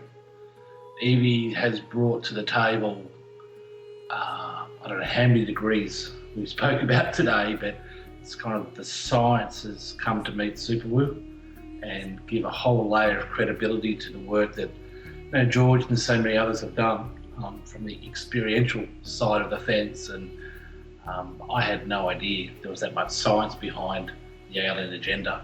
And I'm just so impressed with the work you've done, Eevee, and how you've brought Karla Kandy's work to the table together with Barbara, and now with Dr. Malanga. He's got to be the dude, that guy. Wow, the work he's doing is incredible. So I think it's the Breakthrough program for all those who think ETs don't exist, that UFOs are all crap and alien abductions have never occurred. Well, I'm sorry, but you've got the evidence now, and yeah, it's a big moment for me and hopefully a lot of other people who are listening right now. Thank you so much, Eevee. Well, you're welcome. Yeah, thank you, Eevee, from my heart and from someone who's who's experienced so much of what you have written about and talked to so many people about. Well, it's nice to have you validate some of these things from an experiential perspective, because not many people get that far in their experiential realization. It takes time, and then not very few can really get to that kind of place. So I appreciate your contributions. Yeah, thank you, Eevee. So thank you again for accepting the invitation to come on to Super Woo Radio. We are very, very thrilled and proud to have had you on. Thoroughly enjoyed the conversation. I know the listeners have too. And I enjoyed it too. Yeah, so for anyone who wants to explore this further, go on and take a look at Eevee's website and on all the associated work with Barbara and Dr. Carla Turner and Dr. Malanga. I think you're going to find Malanga. I think you're going to find some fascinating articles and material in there. And as Jason said, science meets experience, and the two are coming together in a happy, harmonious unison, yin and yang, together in one. So thank you again to all the listeners who have listened through. It's a slightly longer program, but definitely worth it. And shine bright, Eevee. And we thank you again. And all the listeners, shine bright. We truly are the ones we've been waiting for. And as I'll leave you with this quote, it is time for our humanity to get out of its ideological and intellectual spirituality and back into its true, authentic, and organic spiritual journey. Goodbye, everybody. Good night.